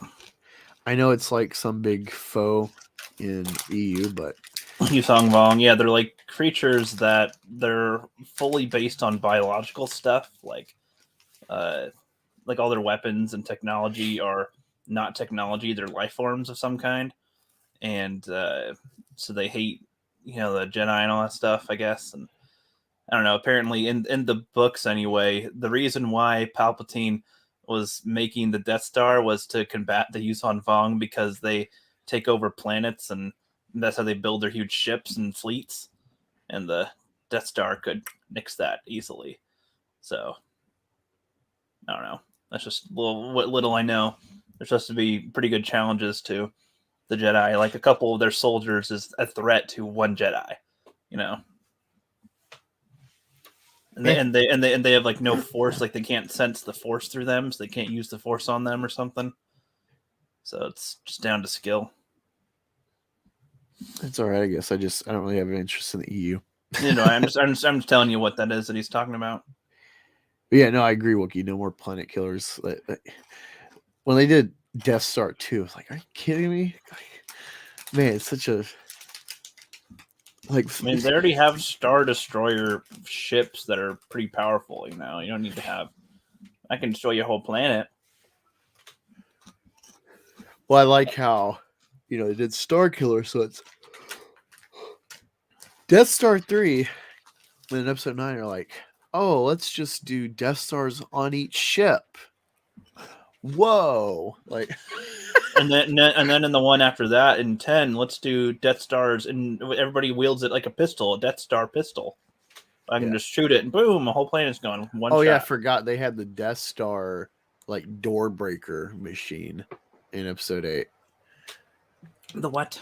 Remember they had like Death Star tech or Star Killer base tech. Oh, the door breaker. Oh, it's Yeah. like a battering ram. Okay. Yeah, instead of just Door putting breaker.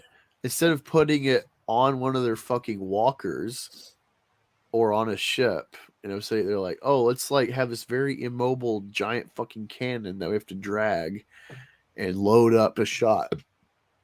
And oh no, a little ship stopped it or whatever. Like Yep. Another fucking bot. Just more. Keep on coming in tonight, man. I'm popular tonight, I guess. Huh. I'm gonna start memeing now because got plenty to go through tonight. I think you'll appreciate these few already. If you look like this and you see this, if you look at this and see this, then you're probably racist. Do you know about this thing going on, Angus? Oh, what is that? Like a fucking... Oh, is this about like the weirdos who compare like trolls or whatever, like bad races in like Dungeons and Dragons to black people? Yeah. They're like, this is...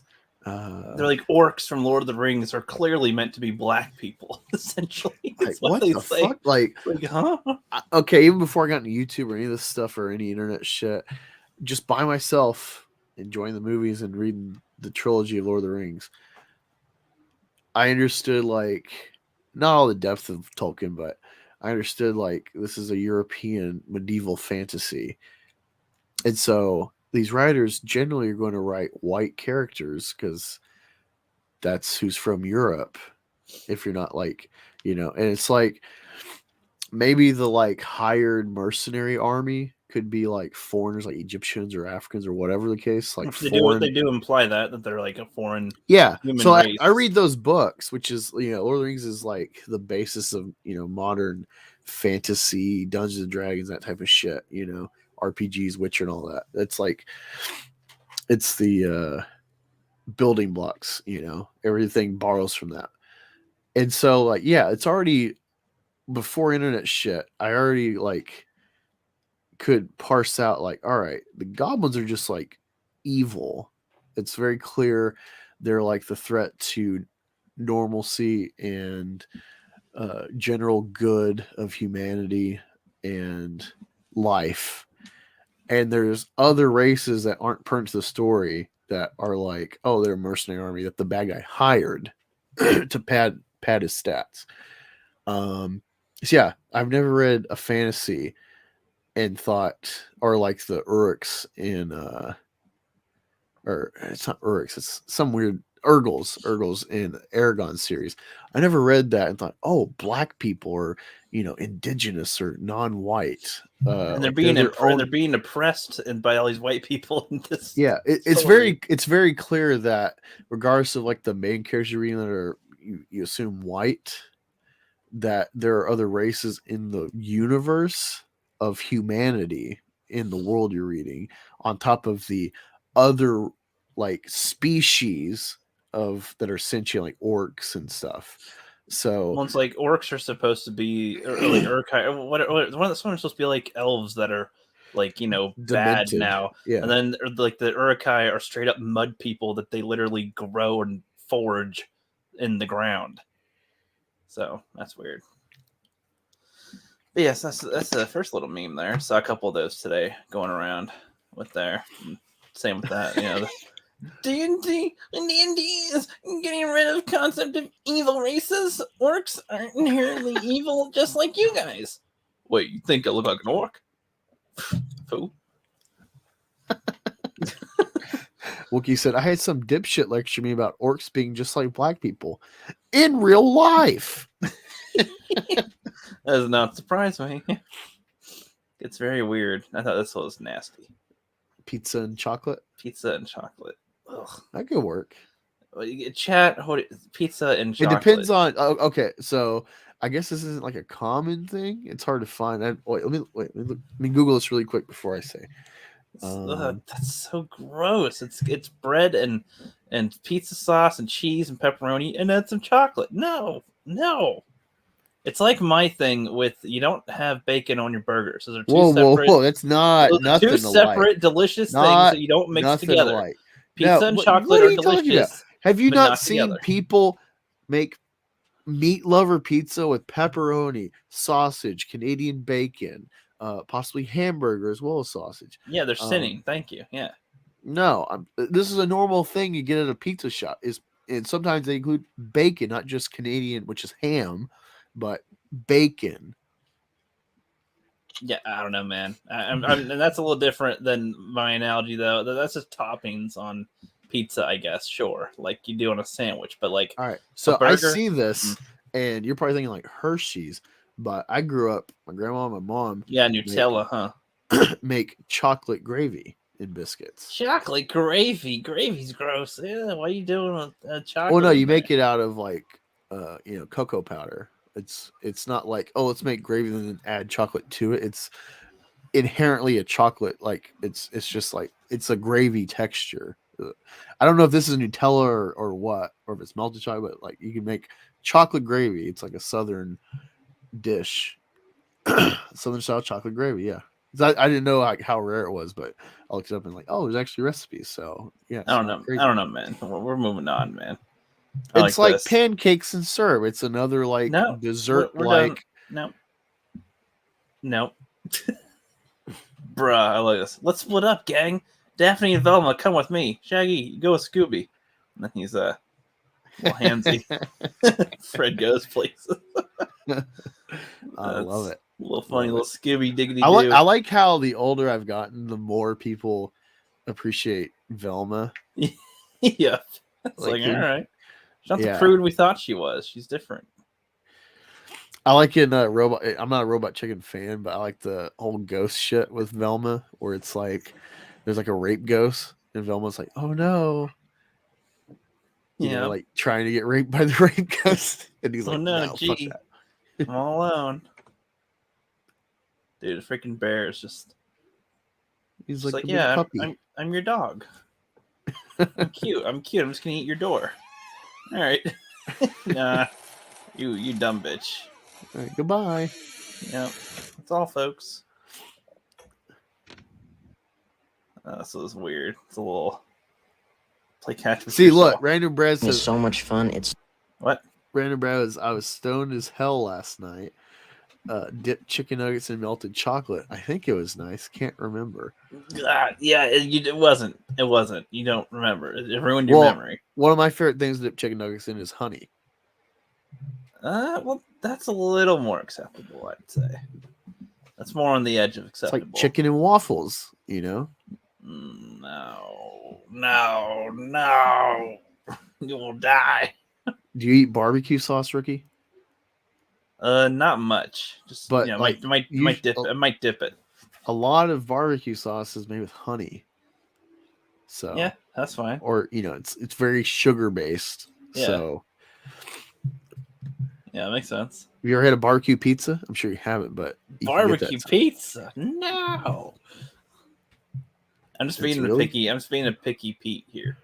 So I don't know, but this was weird little catch with yourself. Weird little thing. Sorry, as soon as you say catch with yourself, I'm thinking like perfect for the black community. in the house. And You tired of getting caught by the cops? Catch yourself. No. What? No, I was thinking of the whole like the trope of like, oh yeah, Dad went to get cigarettes. That was like 18 years ago. Whoops, that one went by me. My bad. Going to play catch with my dad. Okay, Nah. I see what you mean now. Yeah, my bad. I went a different racial route. This is going to be stupid, isn't it? Well, it's just I don't know. I don't even know if that's fucking for real. They're stacking dumbbells and it's going all the way up on there. That's just. Well, I mean, yeah, if you get them insane. heavy enough where you're like that centered, I guess it can work. But... Unfortunately, there's no wipeout. I was thinking. Yeah, I was waiting for a wipeout. There's no wipeout though, unfortunately, so it's all wasted. But this is perfect. Open up a book. How to make money. Work. Oh no. So let's. Sorry, I had some window pop up that was like covering half the screen, so then I saw. I'm like, late reaction. There we go. I love that. A lot of people do not want to work these days. Oh gosh, a TikToker. I forgot I added a few of those. It's been a while since we've had one. Ugh. You want to go through this one or no? Sure. Oh my god. Teacher name. You have a new name?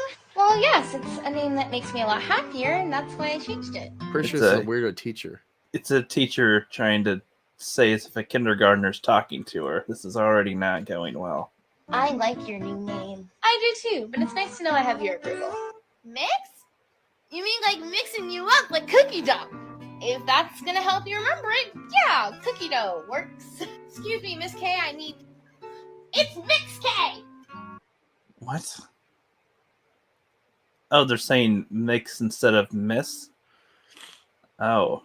We purposely confuse normal conversation. Yeah, realizing I somehow acquired a small child army. Conform to my imagination, bigots. But I thought you were saying that from the perspective of a child, but that's from the perspective of these weirdos. Imagining a 5-year-old saying that, like you're like having Lucas say that. Conform to this, bigots. I did not ask them to do that. You guys are 5th grade, so I feel like I can tell you this a little bit more. My new name is going to be Mix K, and I go by they and she pronouns. Oh my god. Ah. No. Yeah, Mr. is for boys and Miss is for girls. Well, I go by Mix Lovebug. What does that make me? I'd be like, why don't you teach us stuff instead of trying to get this shit figured out? God, this is over 2 minutes. I don't know if I'm gonna go through this whole thing. Jesus Christ. I want some fucking like red pill kid to be like, we're supposed to learn about clocks, you dumb bitch. Like it makes me think of the South Park where they're learning from the Mexicans. You got a lowest common denominator. They're like, wow, I'm actually learning something. well, Mrs. Garrison keeps fucking Came out and rambling changed about my like teacher name. fucking lesbians. I'm a now that it's lesbian woman. now. Again. You're like, I'm gay. They're like, again. Dude, it's crazy. How old is that episode? It's like 10 years ago. Oh, those are from a while ago. And it's like, holy shit, like this is actually going on in our kids' schools now. Yeah, it's crazy. Hey, can I talk to you when you're free? Yeah, of course, sunshine. What's up? I just wanted to tell you something. Oh my god. Chat, are you alive? I'm sorry. Sorry to go through this. I know Miss Chokes on Dick would be funnier than this, but you know. Yeah, of course, sweetheart. You can tell me anything. What is it? Sunshine, thank you so much for trusting me with this. Have you told anyone else? No, no one else. Kids coming out to tell them stuff. Okay, how fun. I'm As a child. Okay. Hair the Dog Alright, said that she you got a trust sex change after sabotage Jurassic Park. That's a good one. That's what happened in the van. Oh yeah, now I remember. There we The go. officer just snipped his dick off. Yeah. Oh, what's up, Timmy? Timothy? Timmy. Timmy. Yeah, Angus is watching South Park now, so we'll have fun with Very that. much. Thank you very much, sir. Yes. Well, what a great Especially audience. the first one to be trusted with this. This is your business. No one else has to know. I will not tell anyone, obviously, but it's not always easy. But just know that there is support out there. There are other people. Oh my god, they're acting like this is like some undercover shit. This is everywhere in everybody's face nowadays. Like, I can't sympathize anymore. You know what I mean? Like, it's gone. Like, You I don't know, care. on top of the Jews and Slavs and stuff, Hitler was sterilizing, like retards. He had others on his agenda, not just the. And the it's Jews. like, yeah, it's kind of like that Bush meme. Miss me yet? Like, it's Bush name. yeah, there's a Bush when Obama came in office. Oh, there's it's like memes where miss me. Bush It's like, miss me. you done miss me now, tarnation. I might have been silly, but y'all like me for sure. You like me now? Thank you. And Please clap. you will always have a support system in me. Okay. Okay. Fast forward a few weeks. Mix K, me and this person need to talk to you real quick, okay? Oh my Yeah, of gosh. course. I'm free right now. The way this is almost looking like it's like in the cult is forming. Yes, the seeds have planted. The aliens. So you can tell them. Go ahead. I think. Oh my gosh! Thank you so much for telling me. Yeah, Like these fourth grade students are all coming out as gay. Well, they're probably girls. I don't know. I can't tell what gender they're trying to be anymore because Well, no, like there's this huge Yeah. epidemic the last like decade of probably last 5 years because of TikTok and Tumblr shit of girls, because girls are cliquey, and so when one comes out transgender, their whole clique all of a sudden is non-binary. They don't want shit. the one to be special. They all have to not be special. It's like when you get cliques of like anorexic or bulimic girls. They all like one does it, they all start doing it. It's like cliques of them. I did not know that. Was yeah, a thing like this where is the it's thing. Like the got- one. I thought it'd be like the one or two, not like the whole no, clan it's like is doing cliques. it now. So it's a fucking epidemic of this fucking mental illness. Oh my gosh. There's a history of this stuff with different crazes that pop up every like decade. It always goes for girls because of like just temperament and like their cliques and stuff. So this is the new thing. It's like historically it's like boys and men make gender dysphoria. They're the prime candidates. Most of them it just phases out or they come out gay. And I don't know where it's like the percentage is skyrocketed in girls like thousands of percent. Oh my god. And so it's like, yeah, this is just bullshit, Well, it's like I was listening to some Joe Rogan talk to Blair White, I think, and yeah, basically saying like, a lot of people, especially like a lot of people will apparently, I think it was from a documentary she's watching where there's a lot of people that got sex changes or something and wanted to go back like at early ages, like at 20, they're like, man, I kind of want to go back to what I was like, and it's like a lot of them can't or can't properly. Yeah, it's like detransitioners, and yeah, they are stifled because it hurts the alphabet agenda. If you got people saying like, I regret my decision, why did you, and they're kind of like, why are you letting fucking kids that don't even know what their jobs are yet and haven't finished college, why are you letting them make these life altering decisions that they can't reverse? Yeah, it's almost messed up to allow it to happen. You know what? I'm all for it. Let's do more, because when you talk about this, I've talked about this before on streams. Yeah, it happens enough. If it gets bad enough, people will start to really push. It's not like a general. It's when shit hurts women.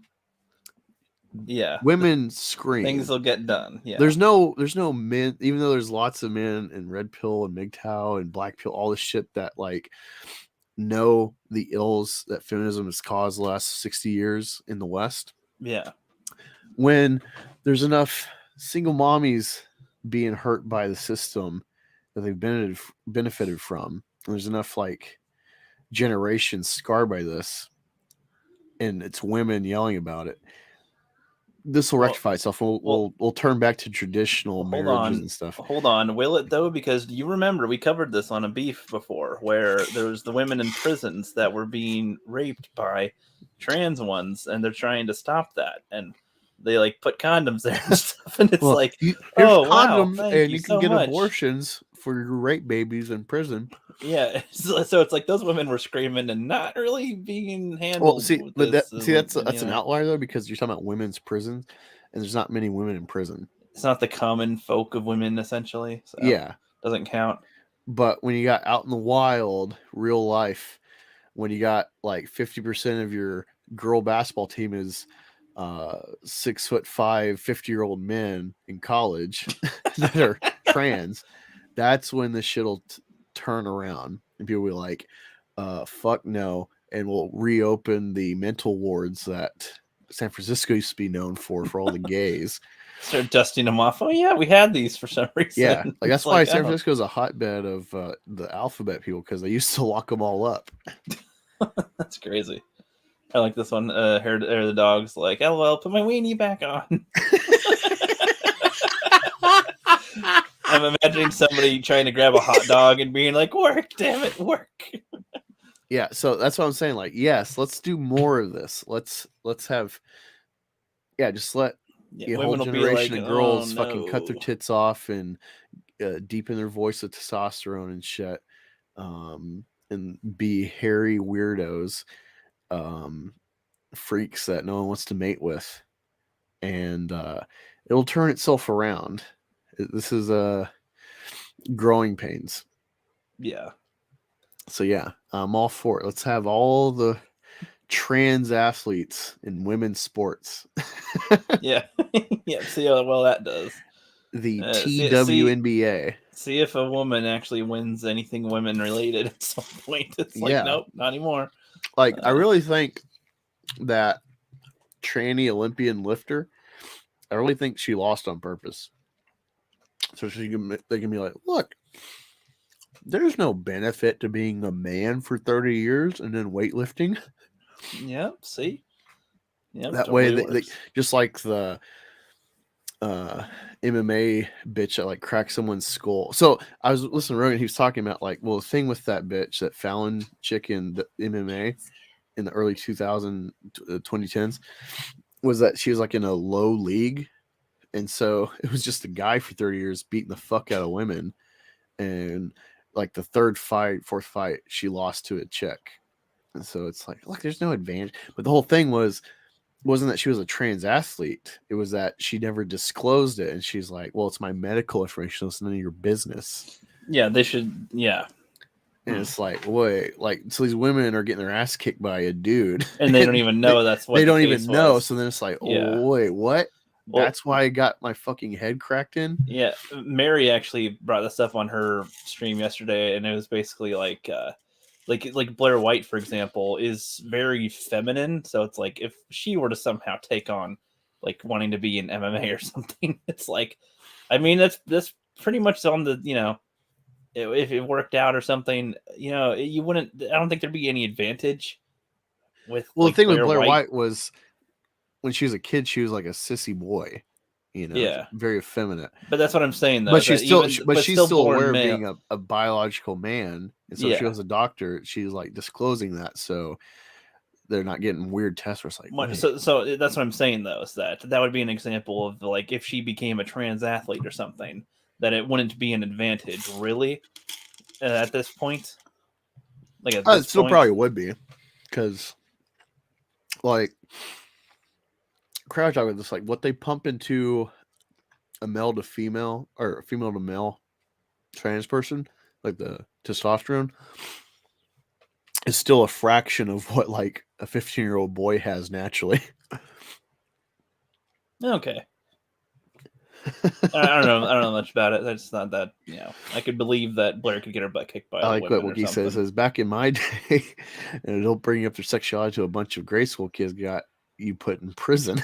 That's a good point, because that stuff shouldn't matter in grade school. No, at dude, all. Brad, this is what I want. I want LeBron to James when he retires from the Be LeBron NBA Chanel. at like 40, 45. I want him to become LeBronda and join the WNBA and have like the most points scored ever, the most like dunks in WNBA history. Most bloody noses on women. Yeah, essentially. I want his fucking lady balls in women's faces dunking on him for a decade. Shaq and all them Barkley come out of retirement. Hey, yeah, we go do it now. It's just like, oh shit! Michael Jordan comes out. It's Michelle. It's like, okay, yes, WNBA now. It's like there's like a few women. There's like 4 women on the court. They're just quivering. Yeah, see, like, oh no, we're gonna give them like all these women love to tout their LGBT allyship and stuff. Well, let's give them their own medicine. They voted for this shit, all right, and then let them see the outcome long term for a few years, where they get sidelined in their own. They do that. I guess they do that in South Park, where there's a gay fad going on with like Queer Eye for the Straight Guy or something from back then, and everybody's being metrosexual, and all the women were first like, oh, this is great, all men are trying to be all hygienic and clean and great and everything, but then they're like, okay, he's spending more time focused on himself and not us. They're going around shopping and like they're all a bunch of wusses now. Like there's a fire and nobody's doing anything, and it's like, where are all the real men? Yeah, pretty much. They're like, we want our dirty guys back. It's just, you'll like that episode. Exactly. Yeah, See, like, that's exactly what I'm saying. And even Mr. Garrison was like, this is all retarded. Like, this is stupid. Everybody's acting all metro and shit, but they ain't even gay. It's like, no. Like,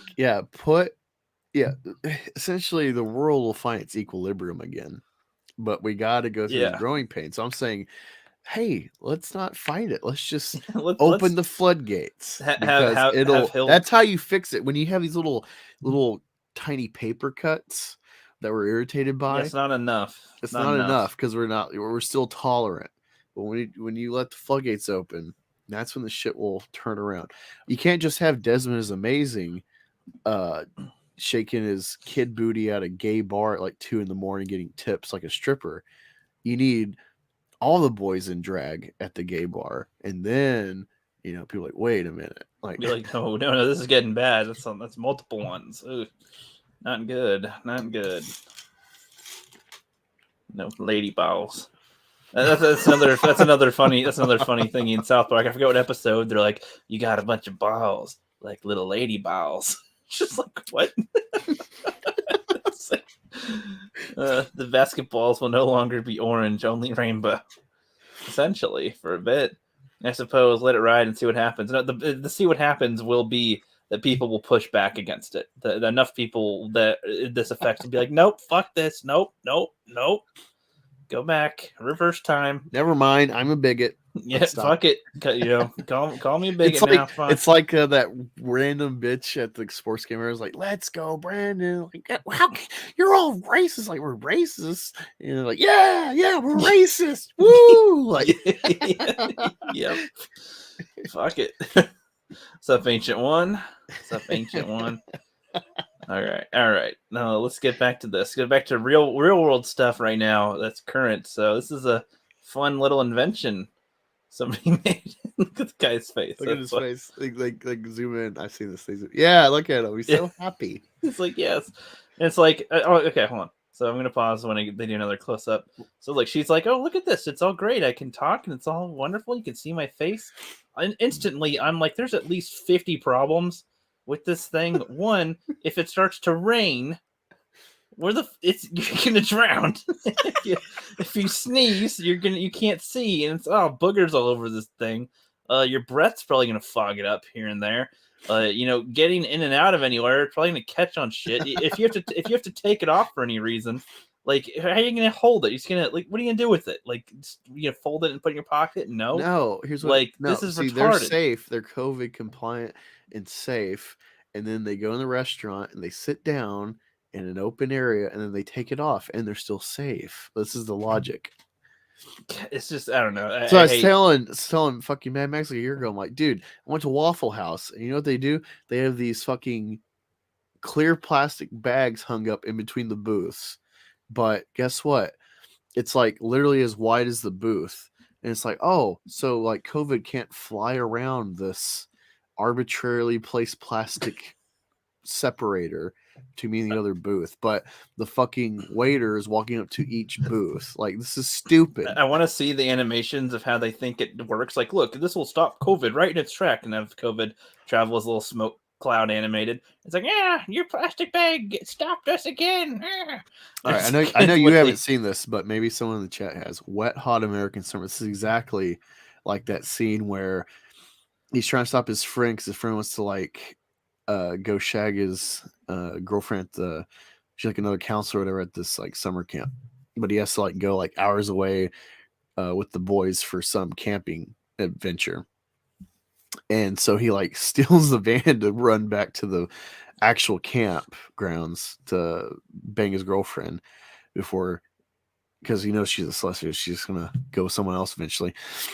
And his friend is chasing him on a bike, and at some point, arbitrarily, there's like one little square bale of hay in the middle of the road.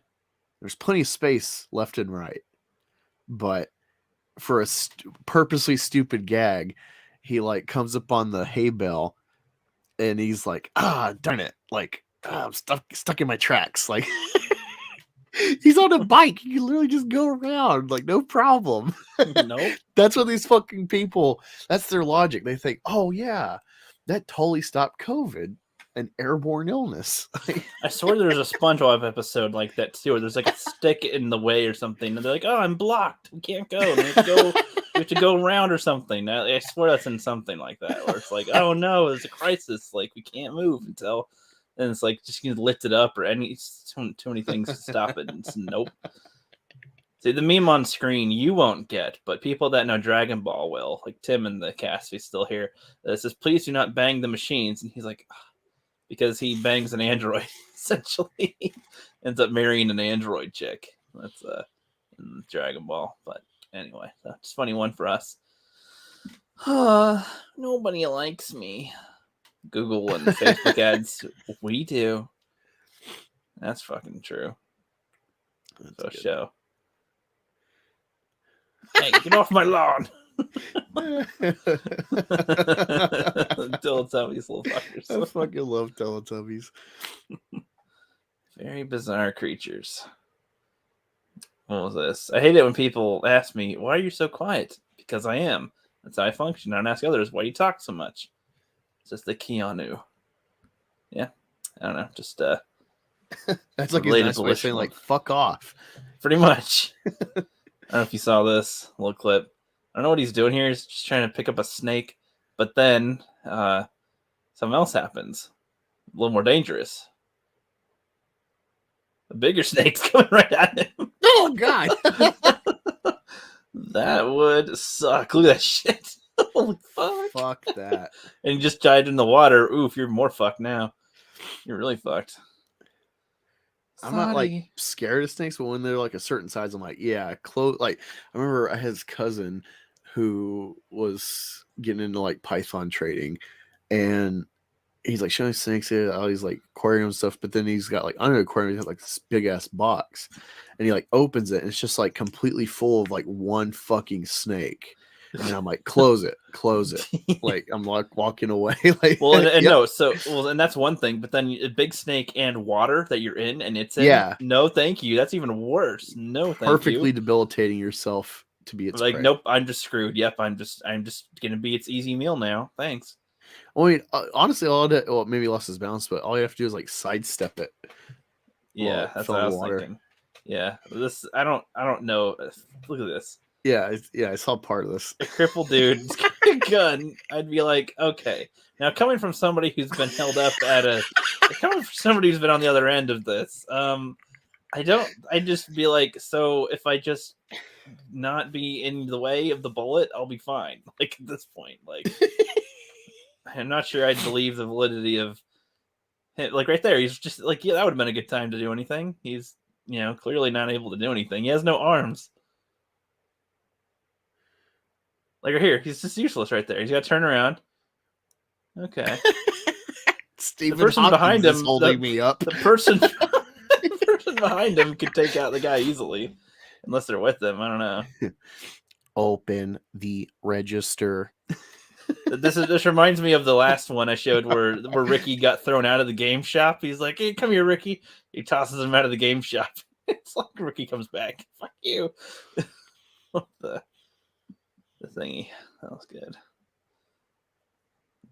Support it? Well, so what is this? Today I'm gonna make my computer gay. Do you support it? You fucking better, or else you're a homophobe. A homophobe! He's just gonna say you're a whore.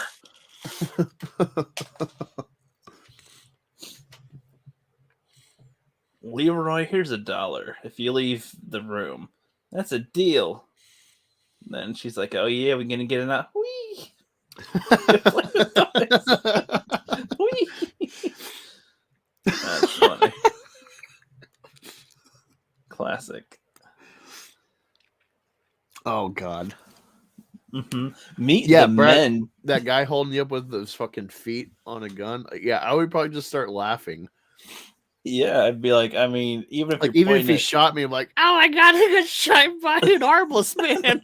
I'd be like, I'd probably get shot, and not killed. I don't know. I can't. His aim can't be that great, And if he fires it, I'd be impressed if he can hold on to it still, Like, okay, that'd be funny. Yeah, men. Meet the men taking their wives' surname.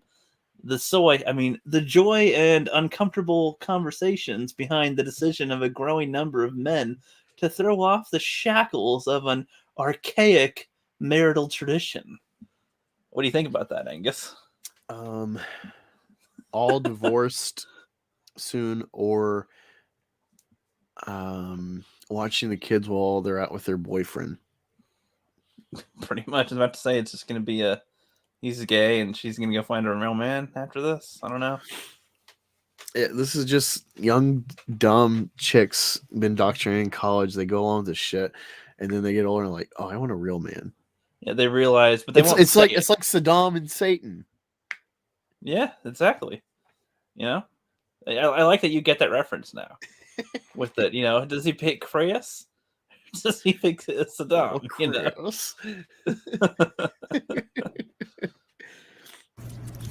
I thought this was funny. Aw, I love duckies.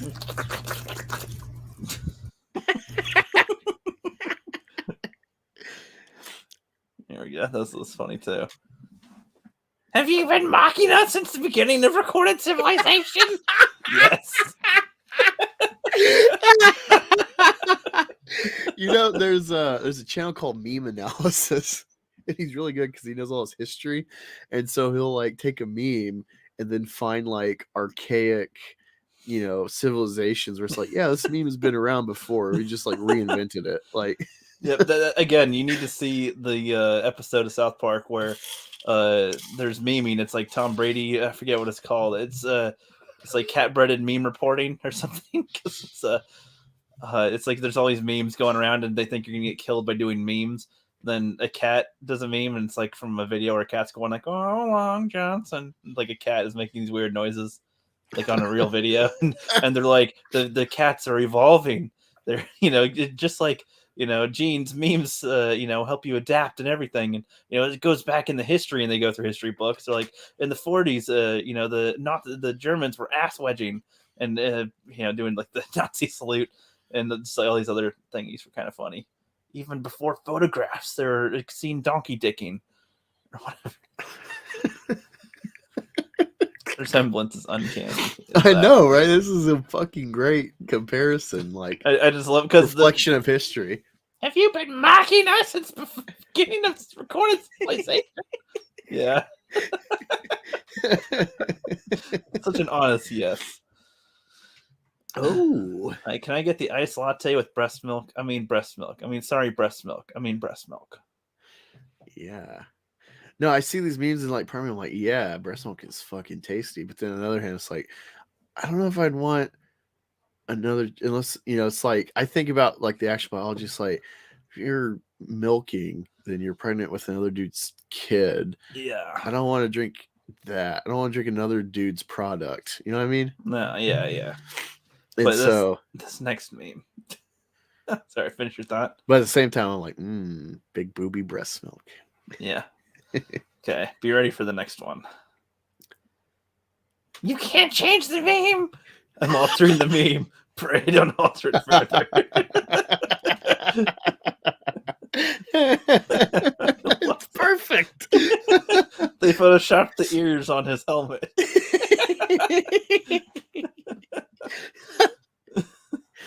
You can't change the meme. Altering the meme. Pray don't alter it further. That's great. Oh, that's fucking great. Apparently a wild ticker entered my yard.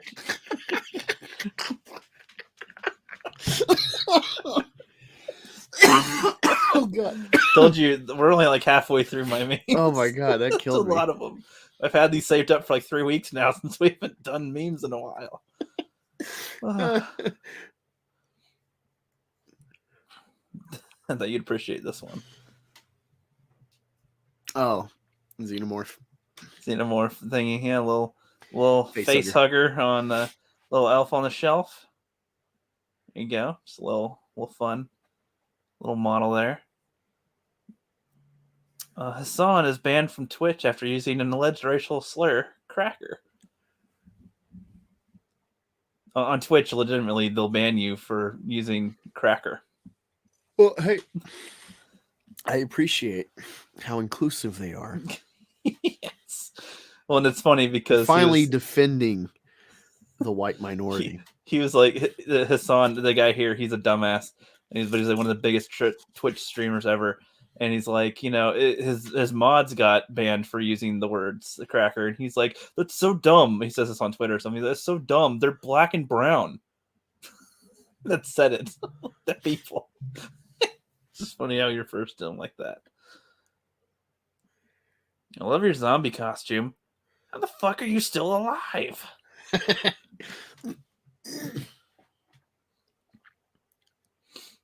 Rudolph changes name to Rolanda, dominates female reindeer games. It's funny because her dog just said Bambi's mom was trans. I know. It's good timing, guys. This was the meme I was telling you about before. It was like, entry, yay! Exit, let's go back again. Woo! And it's like, no. Nope. This was just the aesthetic, One-stop shop. Yep, no bathrooms, no need to have a trans bathroom or whatever installed. Just have a toilet, wherever the fuck you are, whatever you are. Here's a fucking dude. I'm waiting. For you. Dude, that'd be perfect if, like, they're like, yeah, to combat this whole trans bathroom mandates, we just put the shitters. Now. Yeah, just put the shitters in the dining area. I don't see why they don't. Honestly. Rambert said, look, it's Australia about the vaccinations. Yep. A woman cradles and protects a child. Man carries and protects both. This is how it ought to be, despite what your gender studies professor says. Now, I agree, but the responses were fucking. Well, yeah, when I was the BLM name. Yeah. Oh, you commented on this. Yeah. Well, initially I still had that. the BLM HQ. How may I loot you? Yeah. And I replied, oh, this is angry much Antifa. Well, nah, he's just highlighting himself in the pic to ensure why he still is left single. Wow. And they think you're a white guy. Yeah, it's funny. Like if you criticize this, you're fucking Oh, you must be an incel. like it's such a woman response. Be like, Oh, you don't agree with this thing that helps women? You must be an incel. it's like they always go to demeaning you if you don't go along with whatever narrative they prescribe. That's a woman thing. Yeah. I don't look at my manhood. It's funny how many women are like allies to the alphabet people, but then they'll instantly like demean you, try to call you like pretty call you a fag or something. Pretty much. Like they're not really allies. Like women on the deep down they all get like if you're gay you're lesser, or they know that like that's an insult. They think you're lesser than them too. Like gay dude is less than a woman. In that sense, this comment, I don't look at my manhood as superiority. I have capabilities with responsibilities. We all better live up to hey we've been given before we go aspiring anything else. Wow, this whole sentence is gay. Your comment has nothing to do with what's happened here. This is simply people taking care of people who need help. Some of us didn't, give a shit. Okay. Never mind. Women have their strengths, men have their strengths. Yeah, of course. There we go. I was hoping there'd be more funny comments, though. Okay, this meme is dying now. Okay, let's go to the next one. Mama, come look at the shelf on an elf. Don't you mean elf on a shelf, dear? No. That's funny. I like the implication that he fucking killed him. It's like, yeah. This one was from a little while ago. Oh yeah, I saw this too. I showed this to a friend at work. I'm still learning. Any constructive criticism is welcome. What sexuality is that behind you? That's the German flag. They were flags before they were gender symbols. So, yeah. I can't wait till like we get to a point where someone sees a Nazi flag and they think it's like a gender. Hey, what gender is that one? Is that like a zygote? And it's like, okay, it could be. It's like this is a white, exclusively white gay flag. Yeah, exactly. Pretty much. Booster meme. Says a woman or simp. Oh yeah, women are empowered to throw it around. It's never been easier to get laid these days. Incels don't exist. They're just unmotivated. That's all. Yeah, pretty much. I guess. What the fuck? Yeah. This rock meme isn't on the level as these other ones, but I just like the concept. Yeah, it is like a lot of his movies before this meme. I'm like, he seems to be pretty much the same guy in a lot of these, and yeah, his visual pretty much encapsulates that.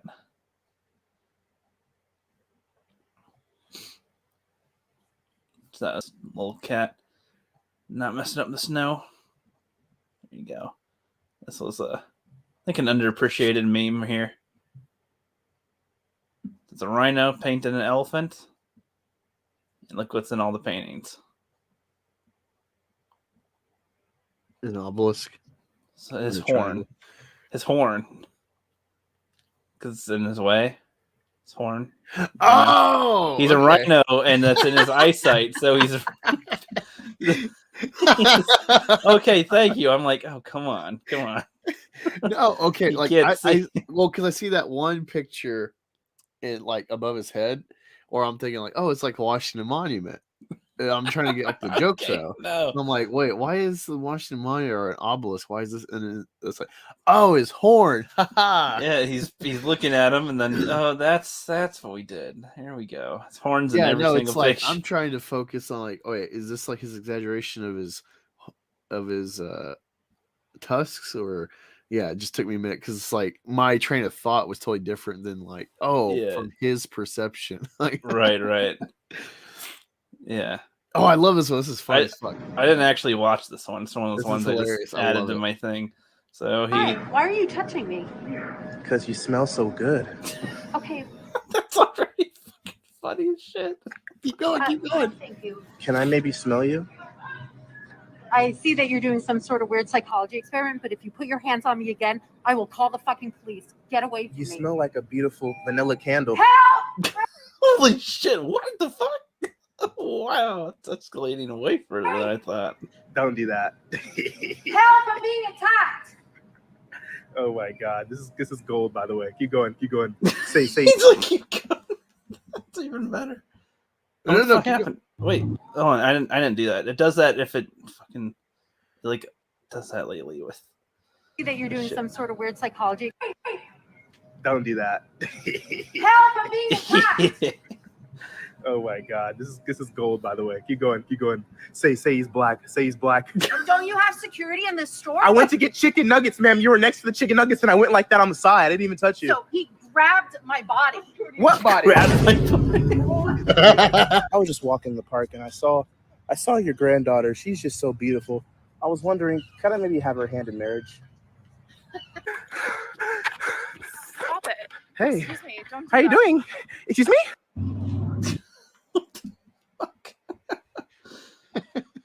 So yeah, I like the touch the hair. Rape. He's like, oh yeah, go on. Yeah, just say he's black next. Like, I love that, and it's like, oh, it's also like in a grocery store. well, it's funny because like it is fucked up what he's doing. Yeah, But it's it's not, also like like- that's not great. But everything she's doing is making it worse. It's like, It's oh, like they're oh, that's both weird. wrong, and it's funny both ways. That's what I'm saying. It's one of those you're not doing right in response to his not doing right either. Well, yeah, it's funny. So many like, oh. the comments are like, "This is not okay." Like, Jesus Christ! Like, learn to fucking laugh. Like, Yeah, both are weird, but you know, one's being. it's funny weirder. how quick, depending on the context, people will fucking sound like Me Too fuckers. Mhm. I love that. To say he's black, she did not say he's black. Like, it's like, oh, that's a oof. That's a tough one there, huh? That's great. Spider-Man. Okay, I actually didn't watch this either, but I don't know. This has got to be funny. Nah, wait, so you're saying in this universe, Spider-Man, you're black? White? Hold on, so let me get this straight. Do you still know an Iron Man? You mean the Tungsten Gentleman? What about Doctor Strange? You're talking about Mr. Weird? Do you have an Aunt May? We got Mima Ju, the Green Goblin, have the Turquoise Troll. Are you still talking to Mary Jane? Her name's Happy Death. You know Captain America, Lieutenant Germany, the Winter Soldier, the Summer Marine, Black Panther. The Winter Soldier. Sorry. I like the instant responses too. Wait, Cut keep going. Okay. We got the White Pooh. That was not no Spider-Man. Not now. So you're telling me you ain't got the Guardians of the Galaxy? Nah, we got the Supervisors of the Solar System. What about Ant-Man? Termite Buddy. Thanos? Kratos. Do you even have the Avengers? We got the Retaliators. Oh, no, I had to know. Why Spike Lee? Why? His name is Stan Lee. Spike. Hey, you gotta DM me that. Send that to Methgator. Okay. The Wiggers. What is it? The Wigger Soldier. I'm gonna soon. I'm gonna make a compilation of our best memes here or something, so we can have a little gallery here. Best memes. When America is so great that you have two dudes from Nigeria to oppress you. You have to hire two dudes from Nigeria to oppress you. That's great. Golden. I love this. The Tungsten Gentleman. Yes. I love this one. Just Hey, a cat staring at the pussy. Hey, the mirror. I don't know why. It's adorable. It's cute and funny. There. This was being attacked. Happens to the best of us. Don't ever forget what happened to that French actor. You know what I'm talking about? Juicy Smoothie. I love how he describes the thing with it. I think we pretty much we touched on it being similarly as well earlier. God, I hate how much it restarts out of the thing. Y'all never heard of Juicy Smoothie? I don't know how much I should play because I don't want to get it taken down. Oh yeah, you'll get it taken down, or you'll at least get a copyright claim. Okay, well that's all right. We already know the gist of this one anyway. And then of course, the people are like, "This is crazy. You need to stop it. Stop it all." Whoa, what is this? It's just Santa and his hose. Ho ho ho ho ho ho! Indeed. Just a classic there, Fosse can kiss my ass if he thinks I'm going to show my poke papers before I go in houses this year. See any claws? Yeah, Oh, my good. goodness, is that him? Do we have to go now? We have to Right now. Come on. Aren't you the man from the Empire Show? That movie? Yes. Got a problem? Yeah. Why do you doing around here? Guys, come on. The accent. More white, more racist, hillbilly. Oh, It's already just funny as hell. Okay. Hey, nigger, stop right there. What are you doing in our town? Aren't you that nigger from Empire? Yes, I am. I'm the gate Tupac. What's good? What's good? Gate What the Tupac. hell you doing over here? Get more aggressive, more aggressive. Oh, shit. Oh, rat, rope around his neck. Let me fight back a little bit. Let me fight back. All right. Oh. Ow, that hurt, nigger. What the hell you doing? Pour bleach on his nigger Hold ass. on, let me get the water. Oh, please stop doing it, please. This is MAGA country now, nigger. This is Max country. You don't belong here. We don't like your gay seagull ass over here. Don't you ever bring your ass around here, nigger boy, or we'll beat your ass again. Please don't do it, please. Hit him one last time to show we're serious. And run away so the cops don't see anything that we already did. All right. Oh. Why? Why me? Why me? Was that good? That's good. You guys got Cash App? No, you told me you were gonna be Venmo. Venmo? I said Cash App. And scene. That was pretty good. I'm gonna laugh if it turns out they played that in court. I know. Based on the event, we got proof here with that. Is he Sonic? Oh my god.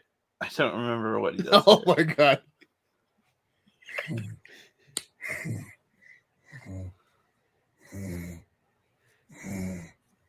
It's creepy.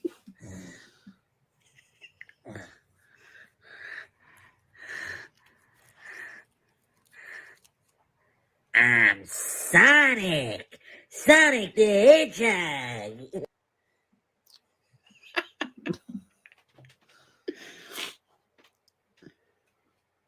So, a young lad wins the lottery and finds not one, but two girls who love him for his personality. Of course. What's funny is I think there was people in the comments who did not like it. They're saying, this is not a win. Take this down. This is an L to somebody. And it's like, except if the lottery winner went Eastern Europe, there's a lot of women. That's not the one. I don't know. I think he didn't win an actual lottery, more he found two hot girlfriends and won a life lottery, if that makes sense. At least I hope that's what's intended here. That would have been funny too. But there you go. I think I'm almost done with my memes here. What was this? What are they training for, Angus? Oh yeah. What are these women training for? You know? Do you see the last one? What is she training for right here? Gotta have those neck muscles, you know. Sherry Karen, what's the lady training for at the end here? What's it? What is this for? I don't know. That one's crazy. Okay. Spider-Man not coming home. Raid. Oh, that was kind of funny. Done killed Spider-Man with Raid. Oh yeah, I've seen that one before. Subtle one here. You know, the boobies are here and the button. Keep it together. Karen says she's training for the movie Deep Throat Part 2. Oh, that's funny. Let's just say like Jaws: The Revenge, or something with Jaws or something. That would have been good there. Luke Skywalker Waka. I hate Muppets. So do I, but still thought that was funny. Nope. Here we go. What about this? Good job, Melly. That's right. He's cleaning a pistol. Teach your monkey proper gun safety. Bang it together. It's like, let me shoot it. I can't explain that. Well, it does go that way, but not. It's probably really fun for that monkey. Yeah. It's like, wow. Not a pen. Not a pen. No. Doing the tools. Here's little chirps. I'll take that one back. Here. You want this one, okay? Like, just let me shoot the thing. Yeah, but you don't write with it. Hang tight. Just wear it with me here. Look. See how we fold it? With this? Look. I'm going to show you one at a time. One at a time. Doctor.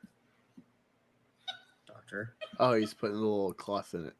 Yeah. It actually be pointing guns at you. Okay, so you hold the barrel. See this? Push it. I thought it was cute. Little monkey learning how to. It's adorable. Little monkey learning how to clean a gun. Bro, you better get your ass. Stop that shit, man. Damn. What you want, bro? You better get your ass on, boy. Stop that shit, man. Picks him up and drops him. I just thought that was funny. It's funny, but it's kind of a bitch move, though. It's like, yeah, I know. You can't really act hard when you can't fucking defend sideswipe the guy. I know you can't defend it, but still, the way, like, other than that, the throw was a 10, though. You know. Why did I put this here? A girl walks into a supermarket. She picks up a banana, a can of soup, and a loaf of bread. Then she walks up to the cash register to pay. The cashier looks at her and the items she has and says, "I can tell you're single." She smiles and responds, "How do you know that?" He says, "Because you're ugly." It's a good punchline. If SNL wanted real comedy again this week, they would hire Donald Trump to play Alec Baldwin. That would be brilliant. Alec played Donald Trump all the time on SNL. Holy shit. Oh my god, that'd be hilarious to see Donald Trump like, I didn't pull the trigger. Like, yeah, I'm sorry. It was, the gun was in my hand, but I didn't fire it. Holy shit. Oh, that'd be funny. Yeah, this is good. I love this. Dog's like, yeah. She's like, I'm going to shake my booty on the internet. Dog's like, nah. Look on his face. He's just like, this is dumb. He's like, I know what you want to see. Like, yeah, booty. Me? Yep, he's like, step aside, bitch. They want to see me, not you. I love that she's probably thinking, I'm going to have my ass on the internet. It's going to be great. All these comments. And then it's like, no. Well, she shared it, so yeah. At least she could have fun, you know. But still, this was kind of funny. Just a subtle little, you're all hanging out, saves, shares, likes, dislikes, and then, where'd dislike go? Bye-bye. Yeah, fucking later. There were no dislikes. Yep. Thought you'd like this one. Happy. It's a fucking quote. Look at his face. How he's like, oh, I'm gonna really surprise you. Yep, he is. Like, look how giddy his face is in the right. I know. He's very happy with himself. It's like identical. I can't tell which one's real. Yeah. pretty close. Tweet got removed. I was looking at. God damn it.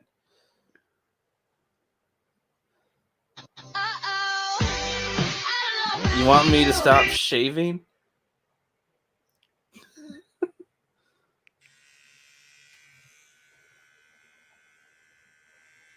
Please. Oh, it's funny. You make me want to stop shaving. Just like, no. Please fucking shave. Please shave. Look at the dog. Are the bird and dog gonna be friends? That's so magical. What the? Look at. I just imagine all the women responding to that one with the dog and the bird. And it's like. Wait, so it kind of froze the image. What happened? Oh. So, you'll see again. The bird. Look at the dog. Are the bird and dog gonna be friends? That's so magical. What the? The dog ate the bird. Like, I assume that's what happened, but No, that's a real video I've seen. Yeah. No. I assume that was what was going to happen. Oh, yeah, you assumed it. Yeah. They're starting to come through, and I can't stop them. They're starting to come through. All the Spider-Men. I can't stop them. All the spider nerds. Let's go. Today we're gonna break into the Home Alone house. Let's go. All right, here we are at the door. Let's break in. Ah, Kevin! Today we're gonna. That's kind of funny because that's how kind of dumb the robbers are a little bit with that. This is just a simple one here.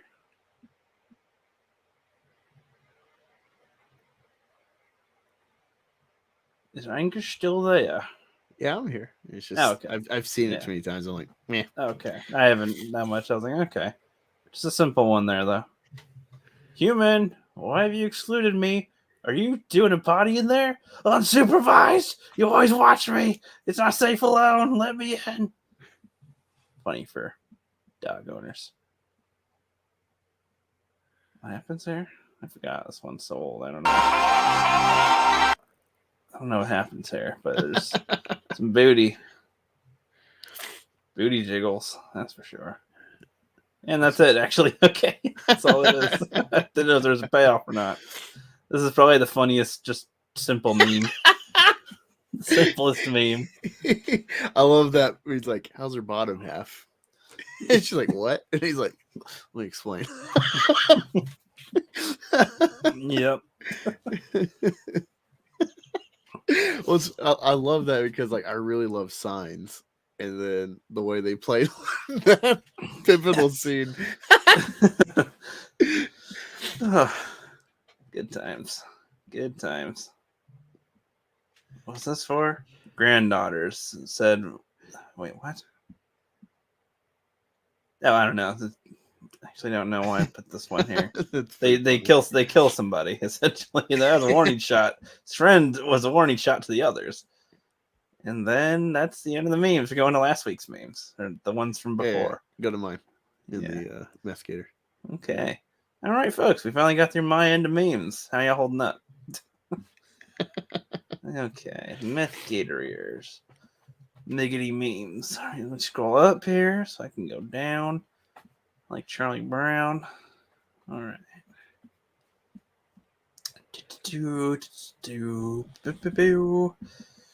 I have to pee, but I'm holding it in.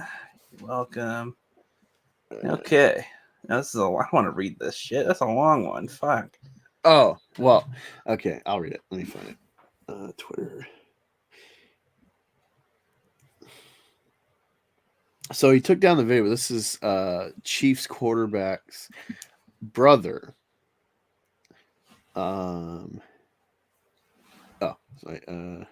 See, Chief Quarterback Jr. What the hell? It's not showing up on my side. I don't know why this always fucking happens. Oh, let me refresh it. All right. We're sorry that we set boundaries that you tried to ignore. Oftentimes, people with unearned status and a sense of entitlement think they are above the rules and Wait, will is lash this out from- at employees enforcing them. Is this from the Black Angus account or my account? Or from The meth one. Okay, well, yeah, for a reason it's not shown on.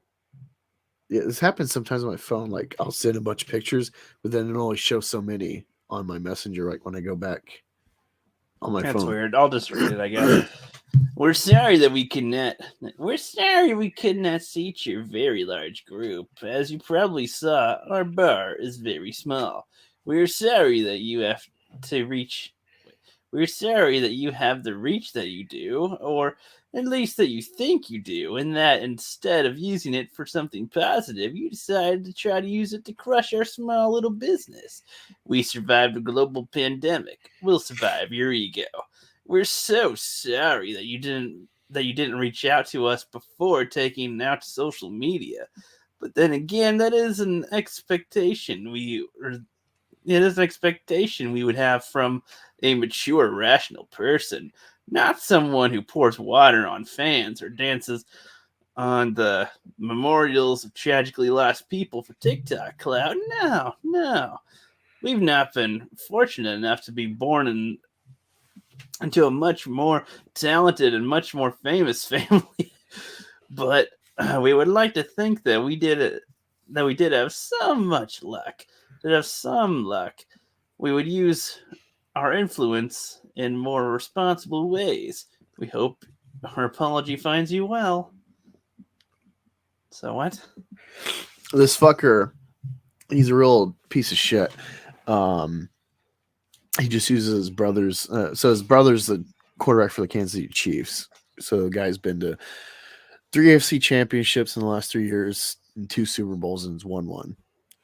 So very short amount of time, he's had a lot of success. He's got the richest to date contract of 10-year, $400 million deal.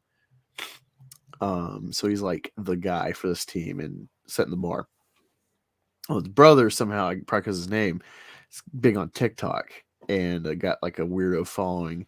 And this fucker, like this picture here, is from a TikTok where he's dancing on a roped off number.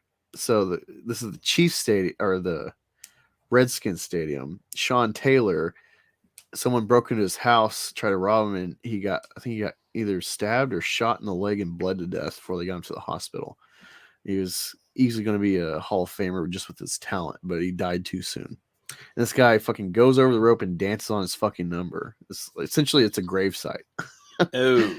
So he's a fucking piece of shit. Okay, I see. Yeah, I didn't know and the so- context of the grave that he's on. I thought you were just on it at a Yeah, field. well, it's right not here, an something actual like grave, but it's a Well, memorial. I know what you mean. Yeah. It's like from here, without knowing that, I thought he was just on a field normally. So I'm like, Yeah. So I'm giving you that's context who this fucker is. So he did some Okay. video, I guess, trying to shit on this bar in Kansas City because he couldn't like seat his posse, and so they like clap back with this fake apology to him, where it's like, oh, like, okay. So my oh, sarcastic we just voice happened to fit here, survive a okay. pandemic. I think we can survive your fucking ego. Like, so yeah, he deleted the video real quick, and now he's getting shamed on the internet, getting taken behind the woodshed. Okay. So yeah, that's why this is really fucking funny. Okay, a good thing I did the sarcastic voice anyway. I wasn't sure. Yeah. I wasn't sure what the context of any of this was. That makes sense. Yeah. So There you go. I mean, he sent me very text-filled articles. yeah. Tonight. Jesus Okay. Christ. So I think Okay. I see this one. Deadline. No, damn it, it's not the deadline one. So this is about Jeff Garlin. We're going to talk about him. He's from the Goldbergs. I think I've seen him in other stuff. I think Daddy Daycare is the other big thing I know him from. Yeah, the fat guy, right? Kind of pudgy guy, yeah. The big guy who plays the broccoli or whatever, the carrot. Anyway, I'll read the next one. Okay, so this is from a podcast, and it's on daring the Goldbergs to fire him. He says, I dared them to fire me. Look, I'm a pretty normal guy, but when I stand up from a couch, I tend to say, my vagina. Just because it's fun and it's silly. Or I might put 2 words together that don't belong together, like grandma and cock. Okay. Grand cock. There you go. Grandma cock. Or macaque. There you go. But when I'm saying these types of things, there's no context. They're non sequiturs and they're silly. And to me, they're joyful and they keep my energy up, especially when I'm doing the Goldbergs, when I have to do the same scene over and over. It's not exactly Patty Chevetsky, whatever that is. It's not classically written. It's excellent. I love the writers, don't get me wrong. So to keep myself present, I say silly things. Someone complained. They were uncomfortable with it. I don't say anything disrespectful to any man or woman directly in a sincere way. So I found myself in the Sony Human Resources office, and they were really serious. And one of the executives says, "What if TMZ finds out about this?" And I said, "Please let TMZ find out. That will be the first time I'll ever do an interview with TMZ, and I'll tell them that it's all true because we have to stop the silliness." So I guess he's kind of like red pilled with like, this shit's getting stupid. Yeah, I think he's like, I don't want to have to police my fucking thought here. Oh no, we're worried about this. Oh no. So the Deadline clip says, in his Vanity Fair interview, Garlin dismissed accusations of being verbally offensive by saying that he is just being silly as part of his shtick as a comedian. He did note his penchant for dropping the word vagina on set. According to a source on the show, a camera assistant made a complaint to her department head about Garland's use of the word. After the actor found out, he reportedly put his hands around her and kept saying vagina in her face over and over again. As one should I love respond. it. I fucking love it. It's like, you want to be a little bitch? Okay. Vagina, vagina, vagina. I'm imagining her like going, ow, like as if she's being punched, like, vagina, ow, like that hurt again. No. too much vagina. I can't take it. Okay, so yeah, this Keanu thing. The reason I thought this was funny is it's Twitter. So he says, the purpose of art is to be experienced, not owned. A bunch of bros mistaking art for investment doesn't change that. He's talking about NFTs, non-fungible transfer, whatever the acronym is for NFTs. Essentially, you get the digital ownership of art. Yeah. Most of this is being traded via cryptocurrencies. So there's a huge window of like what this could mean 10 years from now. But I think it's funny that Keanu would say this, given that he's about to release a reboot continuation of a franchise owned by Warner Brothers. And he's also famous for John Wick, a franchise. Yeah, true. It is a IP owned by a company that leases it out to, I think, Dynamite for comics. Like, how fucking retarded. I guess so. This is funny. It says, she got mad because I asked if she was the booger from the Mucinex commercials. I mean, what other response would you expect from people when you dress like this and have a body like this? Yeah. So this next picture. That's art right here. Yeah. So this is from this artist Beeple. I listened about half of the stream with him and Rogan. That's how I found this guy. And I just looked him up and there's a bunch of Star Wars shit. So I'm like, oh, this is fun to share. And the next one of Yoda, I joked and said this is concept art from episode 7. This is how they make the little chicken walkers, of course, you know? Yeah, that's what I said. It's like, you ever wonder how ATSTs are made? Exactly. Now we know. The more you know. It's science. I like Hair to the Dogs comment here. He's like, I have NFTs for people. It's called No Fucking Thanks. Yeah, I mean, I'm with Rogan. It's like, yeah, I guess there could be money made from this, but I just think it's fucking stupid. Yep. What the fuck am I looking at? This is more Beeple art. Explain yourself. What the fuck is this shit? It's awesome. I don't get this. Jawas are a few inches tall, R2's huge, Boba's small, Yoda's gigantically human body. Like, what the fuck? Wait, where's Boba Fett? Or Jabba Fett, whatever, same thing. Jabba Fett. Jabba the Hutt. Jabba the Hutt. Whatever. Fuck. I have to pee. I can't think right now. Okay, shit. That's my excuse. Karen, I want you to model this for me. Yeah, I think you can rock that, Karen. I think so. This is hot. We know you're watching. I'm trying to imagine the voice for this lady that's an Asian girl looks like. So it's like, this is my normal shit. She just walks up to you. You want fried rice? Egg roll? Fried rice? Rub you wrong time. Father-son experiment. Yes. A moment. Okay, yep. They both noticed the booty. This makes me want to play that clip of the kid that's trying to run through the dancers and just gets pile drive through them, kicking them. They don't give a fuck. That's pretty funny. Shut up, cat. I'm almost done. I trust the science. General biology. Boys and girls. That is funny. I trust not that science, you fuck. Shut up, Chica. God damn it. I'm almost done. I'll give you loves in a bit. Jesus Christ. I gotta pee though, too. So hold on. Salvation Army's racism guide tells white Americans racism is systemic and shut up and colorblind is harmful. The situation is dire.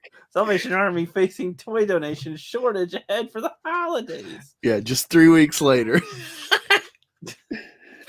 I love it. That's what you get for ringing those fucking bells all the time. You're annoying enough already. Then you want to fucking get in this critical race theory shit. Racism guide. It's like a guidebook. No toys for you. Well, let me get out my Pokemon racist book. I gotta tell white people that it's systemic and colorblindness is harmful.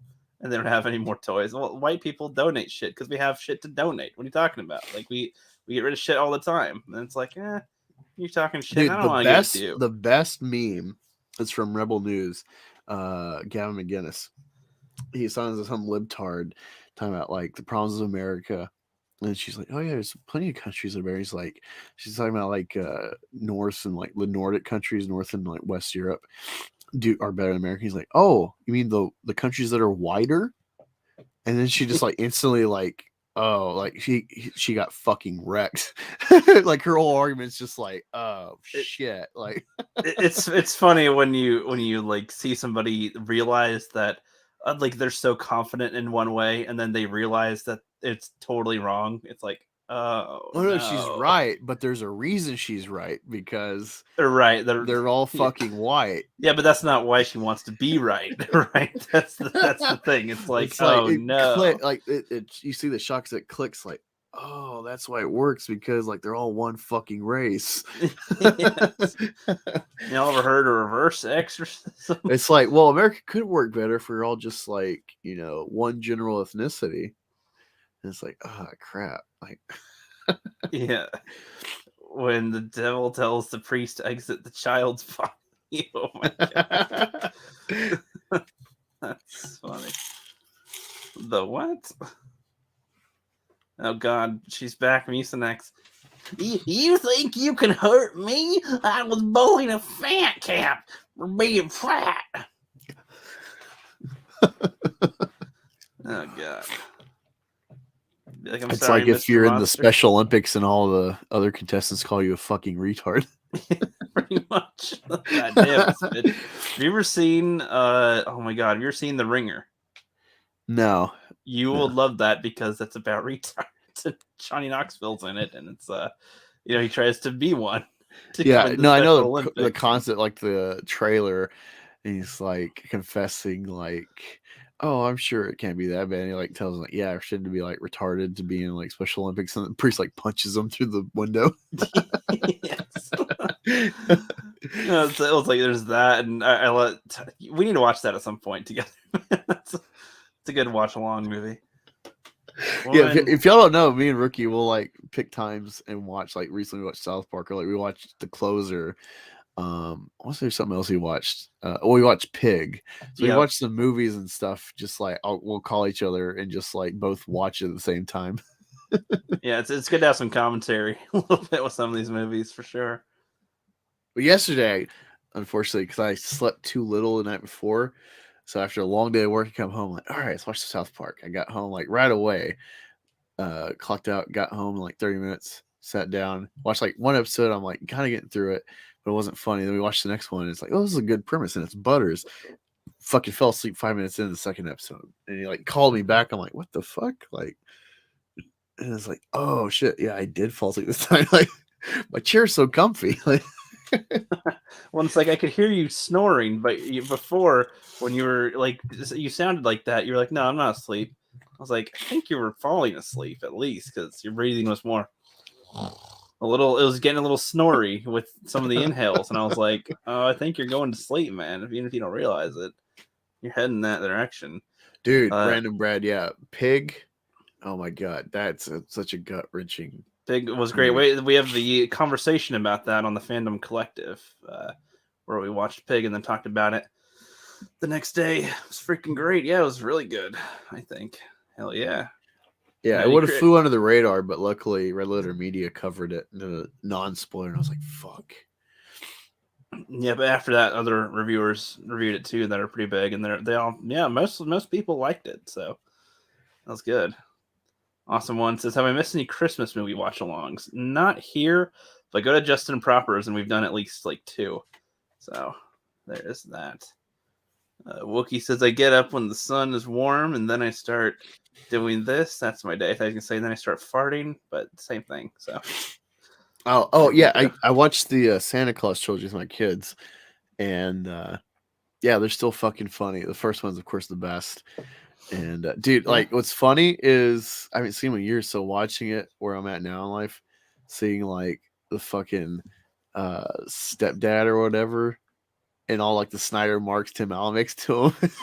It makes it even better. So like, holy shit, like I'm laughing, and then my kid just laughs because I'm laughing. And I'm like, or I'll be like, what's funny? Because it's like not a funny moment for a kid. And I'm like, yeah, you wouldn't get it. Like, yep, not yet, boy. One day. I'm like, oh god, this is great. One day you will see. Woman made $70,000 in a week selling her farts to strangers. Well, that's a new one. Wow. Farts. Yeah. Someone needs to. How do you know they're her farts? It's probably her boyfriend. How do you know you're getting the money right? You know, or just like the guys at photo shoot for or whatever. They're just all like taking turns, like just. Shouldn't be too hard. It's not that much work to fart. I mean, not really. So I just watched the Asperger's episode. Yes. My cousin and I touch wiener. Winter. It's a great time of year. No, not that one. No, the one where he's like selling burgers. Oh no. Like, okay, I'm sorry. I was thinking of the Tourette's one. Yeah. Where Cartman pretends to have Tourette's and he accidentally starts saying like real stuff, and he's like, "Oh no, it's not good." This is funny. And the Oscar goes to which one's the saddest? The Baldwin.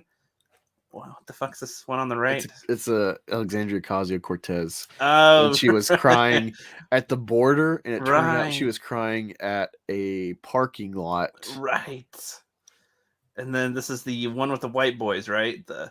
That's the fucking goddamn drum beating Indian. And he just walked up in this kid's face in a crowd, so it's like the kid can't really go anywhere, so he's just like awkwardly standing there. And everyone's like, white supremacist attacks Native American veteran of Vietnam. Right. It turns out like he didn't dodge the draft, but he dodged fucking service. He never left the country. Yeah. And then Smalley Boy, of course. And who the fuck's this bitch on the bottom? Shut up, Kitty, I'm not done yet. I can't remember her name. Wookie might know. Yeah, she got Christine Ford, I think's her name. When the Supreme Court Justice Kavanaugh, out of nowhere, this bitch said he raped her in high school. When he had like Kavanaugh stuff. Okay. Yeah, he had like 3 FBI investigations already into his background before his appointment nomination. And then out of nowhere, this allegation comes, and then it derails the whole thing for another fucking week or 2. Oh boy, that's a good one. HR brings a guest speaker to talk about sexual harassment in the workplace. Show us your butthole.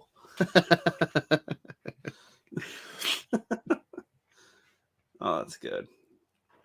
So everybody, every now and then, he's got to collect memes and just laugh and shit. You know? When you try to understand how your virgin wife is pregnant, and then 3 random dudes show up at birth with gifts. That's the voices. It was a miracle, honey. I'm a virgin and I got pregnant. You know, it's funny because like the first or second episode of Vikings, the like current like I guess tribe leader, for lack of a better term, they're having like The Jarl. Yep. Yeah, they're having like their year. Do you watch Vikings? No, but I played Valhalla, so I know. Okay, so you kind of get the so yeah, they have like their like yearly like shindig get together, whatever, before like their raids, and Chieftain. There you go. Say Chieftain. He is like performing court for disputes in the community, and this guy is accusing his wife of like having an affair or something, like the kid's not his. And she's like, well, no, it's not his. It was from like a god, a god came to me. And so it's like, they're like, yep, whatever. It's a god's kid. Like, it's like they like force him to take care of it. And it's like, what the fuck? God, like, that's messed up. It's like, yeah, they believed in the gods. So yeah, that's, like, it's so funny. It's like, given my new perception and like getting a red pill and stuff, it gives me another, like, on top of being an atheist, as much as I see the value in the Old Testament perception of the world and the stories and stuff, you look at like the story of, it's funny, like the nuance of Christendom compared to the other old religions, how like it's been able to live so long because it doesn't have like too many stupid stories that just undercut the validity of like, a god of thunder, he's beating his anvil, this and that, and it's like lightning is thunderbolts from Zeus, and then it's like, lightning is just electrical discharges when electrons in the clouds hit each other, and the thunder is the sound. Science disproves these gods and all these stories, but in like, and so in Greece especially, you have like, Zeus arguably rapes a lot of women. He's a womanizer, very like carnal nature, these gods. They shall turn into a goat and we shall fuck. And essentially is how they would do it. Yeah, and he has a lot of like a bastard kids, demigods. But then with the Jesus story, it's like God in his Trinity, finds a woman, and whether she's perfect for all time or just like she's a safe womb, sinless for God to enter in his son human form, instead of just like God the Father marrying a woman on earth, being physical on earth. You have this contrived plot of, I'm going to come to you when you're already married and you're chaste at that point and haven't consummated the marriage, and then I'm going to make this holy man who's devout to me a fucking stepdad. Wait, so he's like, I don't have to raise a kid. I'll have that dude do it. Fuck that. Yeah, well, like in the story, Joseph immediately is like, whoa, wait, what the fuck? You're pregnant, but you're a virgin. And he's going to like divorce her quietly to not like raise, not to like tarnish her name despite the transgression. And then like the angel comes and it's like, oh yeah, like this is Emmanuel, and this is God. This is great. And it's like, it just sounds so fucked up. This whole story is like Saint Joseph is the patron saint of stepfathers or step parents, and it's like this whole elaborate story. You're celebrating a cuck, like God cucks a guy, and he's kind of like forced to go along with it. Like, and the town is like, yeah, you do that, yeah. And it's like, what the like? It's just God has no limits, and yet he has to like force the guy to be a stepdad to himself. Like, yeah, why? There isn't a religion text that's not absolutely jam packed with, but everyone just nonsense. reads it like, this is such a beautiful story. And it's like, yeah, I'd love to get married to a virgin and then find out she has a kid. She's having a kid, a human child. Like, no. And it's like, it's a miracle. It's like, it's adultery. Like, I'm like, wait, so let's think about that. How do babies get born? I poke you in the belly and you end up having a baby. And then, so you say it's a miracle. but we know how they're born. So, I mean, this is it's like 2 + 2 = 4. Man puts pee-pee into vagina. There you go. Baby pops out later. That's I don't think there's a miracle involved. Where's the miracle part? Oh yeah. Well, it's like it's such an arbitrary thing. Like, this is God's will. This is his perfect plan. It's like, wait, he couldn't have just, like, as juvenile, you could say, like the Greek mythology is in that kind of context, how like carnal and human the gods are, with like their conceitedness and their whatever they covet and stuff, their backstabbing and shit. Like, I want to say Ares fucks Hephaestus' wife. I think Aphrodite's Hephaestus' wife, and he fucks her. And they have Hermaphroditus, if I'm not mistaken. But yeah, there's like all sorts of like backstabbing and shit with the gods in the Greek stories, and compared to like the Judeo-Christian stories seem like generally above a lot of that. But then you have this story, and it's like, I don't know. Yeah. What is this picture? Okay, so it's like ugly sweater season. So she's got like candy or flowers, or whatever, around her cleavage, but then she's got like nuts stuck on her chest. Okay, nuts on the chest. Okay. Nuts roasting on open fire. Oh, okay. Okay. I did not get that. Okay. So I don't know if she meant this to be lewd, as like a tongue-in-cheek lewd joke, or if it's like just chestnuts roasting on open fire, and then it's like, oh god, you don't realize what you got nuts on your chest, bro. Chocolate nuts. Wookie, I guess like the angle I have with critiquing religions is like the overall stories and context is like there's individual stories in Christendom in the Bible that are silly, like the goat, or not the goat, the fucking ram. No, not the donkey just like talks to this guy, magically because of God or whatever. There's stuff like that, or like Samson gets all the strength of his hair. There's kind of ridiculous stories like that. But the general shit you take away from the Bible is like these like ideas, these like philosophies and stuff, kind of turning the typical perceptions of the world on their head. That's like the real takeaway. People have, versus like, mythology, I think is like of the Greeks and Romans and the Egyptian stuff. Like that's, I would say, the lasting remnants of those religions, even though we just take them as stories now. I think it kind of says something about what their religions were, despite like the logic and science stuff that the Greeks started pioneering. The birth of the Jesus was the birth of the blue pill. with the mother situation and cuckoldry. But yeah, no, like it's that's just a recent like kind of dawning on me. Like I've known about the jokes of like adultery with Mary, and it's like, oh, it was a miracle, wink, But like actually thinking about like what the fuck, like God orchestrated this, like in the story, like what, like back then you could probably fake having 3 families. You reward a faithful man with a virgin wife by cucking him, like instead of just God had to come as a human to Earth, and it's like, well, why couldn't he just have like, poof, I'm a man. But wait, this would be a funny alternate to the story where when he wasn't present is when he was with another girl, so he had side bitches, so he's not really suffering that much, It's like, well, he's getting some on the side, so it's like, all right. Yeah, so that is pretty much just about the end of the show, folks. Almost born to someone who has never been fucked is the will of God.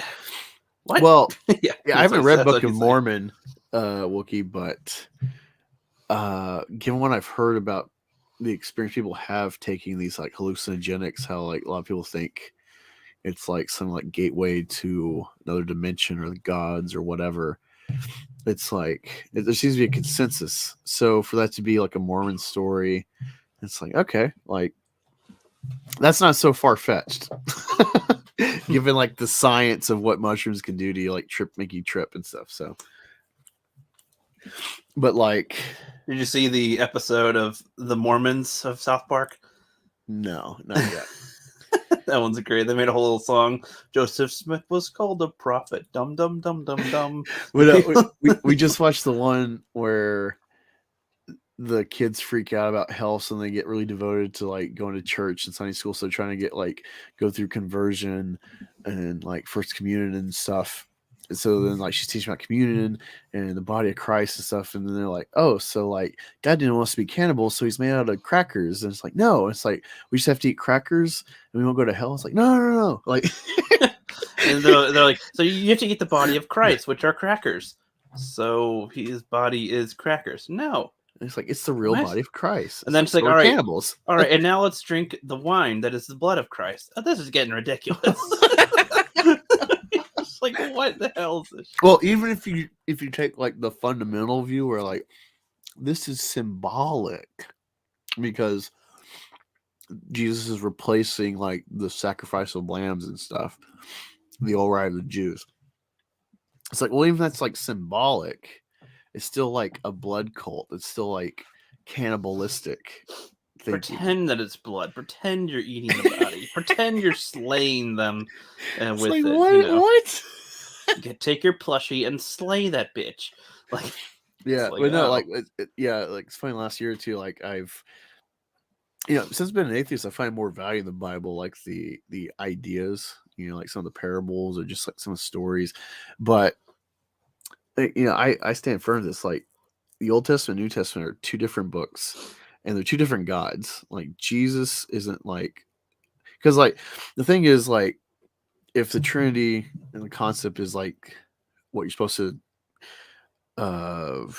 deduce from all the stuff combined, that Jesus is there in the three-person Trinity nuking Sodom and Gomorrah. So like the things of the Old Testament, even if he like does away with the old rules, it's still like he is of the three that made these rules, and then he arbitrarily comes on earth and is like, yeah, all that stuff I told you Jews to do to be better than the other people because you're my people, none of that matters. And actually, I'm gonna let everyone else in heaven and whatever. It didn't matter. Like all these food guides and clothing guides and shit that you could get stoned for, whatever, doesn't matter. Just like be nice. Like it's so bipolar. Like God either directly kills or like sends his prophets and kings to go kill enemy tribes and nations and slaughter them, man, woman, and child, and even their livestock, like erase them from earth. And then like he's on earth and he's like, yeah, like Samaritans, like you should love your enemy, turn the other cheek, like all this peace hippie shit. Like it's so bipolar if it's the same guy. And that's why like I argue with my mom all the time, like this is two different gods. This like you're part of a Jewish cult. Like you're a cult of their religion. And it's like, no, it's like, yeah, like how you think of Mormons, that's what you are to Jews because you keep their old book. Yeah. It's like, it's so silly. I get so irritated. It's like, no, it's the same thing. It's like, I'm like, oh my God, like it's so annoying when people are so entrenched they can't like just objectively look. Wait, this doesn't add up.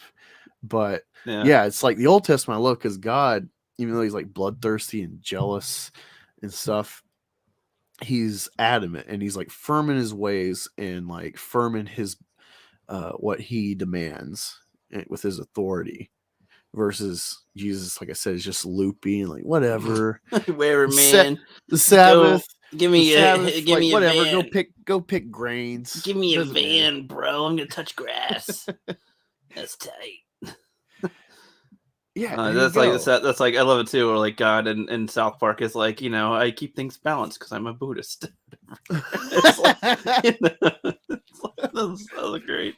And it's that's like, who gets into heaven? The Mormons. The Mormons were right. And there's like 10 of them. It's like, okay, there's barely anybody in heaven. They actually make a play on that later in another episode where Kenny dies and goes to heaven, and like Satan's army is going to invade heaven because they barely have they only have Mormon soldiers. Yeah. Well, it's funny. Like I love my favorite book I've read, and I was first First Samuel. That's like we're seeing the transition from the rule of the judges, or whatever, like essentially the religious state, transitioning to a secular state with the king. You have King Saul and his rise and fall, and then David comes in the picture, and Saul gets jealous and keeps trying to like kill him, and David's like never like really, he's very loyal despite this guy trying to murder him. It's very like rule of Sith. Hey, you stinky poo, knock it off. But David never tries to like hit back really. He's just always like evading and like forgiving. It's kind of weird. He's like, hey bro, just chill, all right? Yeah. And like it's when you read those books and then you read Lord of the Rings, you're like, oh yeah, like nothing's original. Everything's just built off of something else. And so that kind of removed a bit of the grandeur of Lord of the Rings when you read like the Old Testament books. And it's like, yeah. I definitely see where he's pulling from. And it's not like dissing Tolkien. It's just like when it's like when you get into Macedon, that's fresh to you, but then you go back and see their inspiration, like the Melvins, Neurosis. When you hear their stuff, you're like, it's not as refined and complex, but yeah, you're definitely just an extension of these bands. Or like you listen to AC/DC, but then you listen to like Bo Diddley and Chuck Berry and the Who and Stones. You're like, oh, you just kind of fuse all this. Yep. But yeah, the last thing I'll say is crap, where did it go? There was something someone said kind of key this thought, and it's lost on me. Here it says, then you get preached at saying God's never changing, but somewhere between the Old and New Testaments, God found some John Lennon albums and some weed, then boom, whole new guy. Exactly. Yeah, it's so loopy. Like some of the I think the parables got some good life lessons and general ways to look at life and live, treat people. But yeah, it makes sense. It was funny. I was comparing. My mom's like, yeah, like you got fire and brimstone, death dealing, God the Father. Then all of a sudden Jesus, like, whatever, man. She's like, oh, but like he talked about hell a lot, and he wasn't angry in the temple when he beat those people. And it's like, he's smiling. He's smiling. One time he, physically accosted some greedy money changers versus God directly or indirectly causing genocide. There's more funny South Parks where they do that, where like Kyle gets like a hemorrhoid and he's suffering and Cartman's doing great, and the parent, and he's like, I renounce my faith. They're like, no, we got to get you back. And so they try to read him a book of something. And he's like, this guy was very loyal to God and did everything for him. And then Satan said to God, hey, I bet he wouldn't follow you that much. And if you took that stuff away from him, he's like, yeah, I bet he would. He's like, I bet he would. And then he like gets his family killed, gives him sick and illness and all these horrible things. And he's like, see, he still praises me. And it's just like, what? How is that? Was that good? That's horrible. Psychotic. He's like, Kyle's like, how would he do such a horrible thing to somebody who was doing that just to prove a point?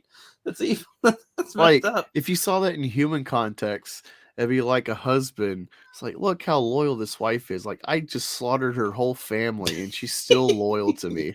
Like, it's so fucked up and abusive. Every time I punch her, she comes back to me. She loves me. Isn't that great?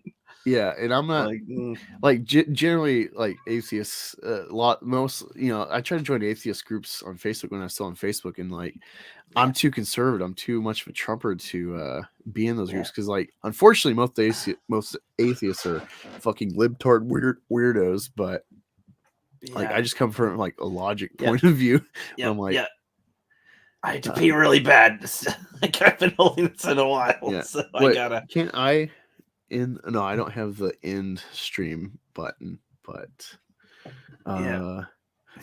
Job is fucked up story. Like, but the one thing, okay, it came to mind. The other thing that's like so fucked up is it Abraham and Isaac, where God's like, show your loyalty and like that's the one I was just talking about. No, you're talking about Job. Job's the one where Satan has like that wager, but okay. Abraham, he like tests his faith and has him bring Isaac to the woods for a sacrifice. And Isaac's like, well, like, where's the animal we're going to sacrifice, Dad? He's like, oh, yeah, whatever. And then, like, he fucking ties him to a rock. He's about to, like, stab him. And then, like, an angel pops in over and stops his hand from stabbing his own son, and he's like, "Whoa, there's a goat caught by its horns in the bush." And then like just like go about life happy and like, oh yeah, that's what I Whoops. meant to do. Yep. And he's because like God like tests his faith, and he showed like how devoted he was. He's going to kill his own kid out of loyalty to his God. And people just go along with it like, oh yeah, well he didn't, because like God was just testing him. But then they vilify like the I think Canaanites, the Baal worshippers who like would kill babies, because it's like the most pure sacrifice to give to the gods. Like that's deranged. But like attempted murder of your kid out of loyalty to God, like that's okay. Like it's so deranged. Yep. All right. Thank you everybody for coming. Everybody, even the He's bots. got to pee. We had like 10 bots here tonight. We got Random Brad, Classic Glue just came in at the end. Thanks for coming by, bro. Ancient One, Wookie Boy, Heir to the Dog, and everybody. Have a good night. We'll be back probably on Angus's channel next week for some more All American Beef. Peace.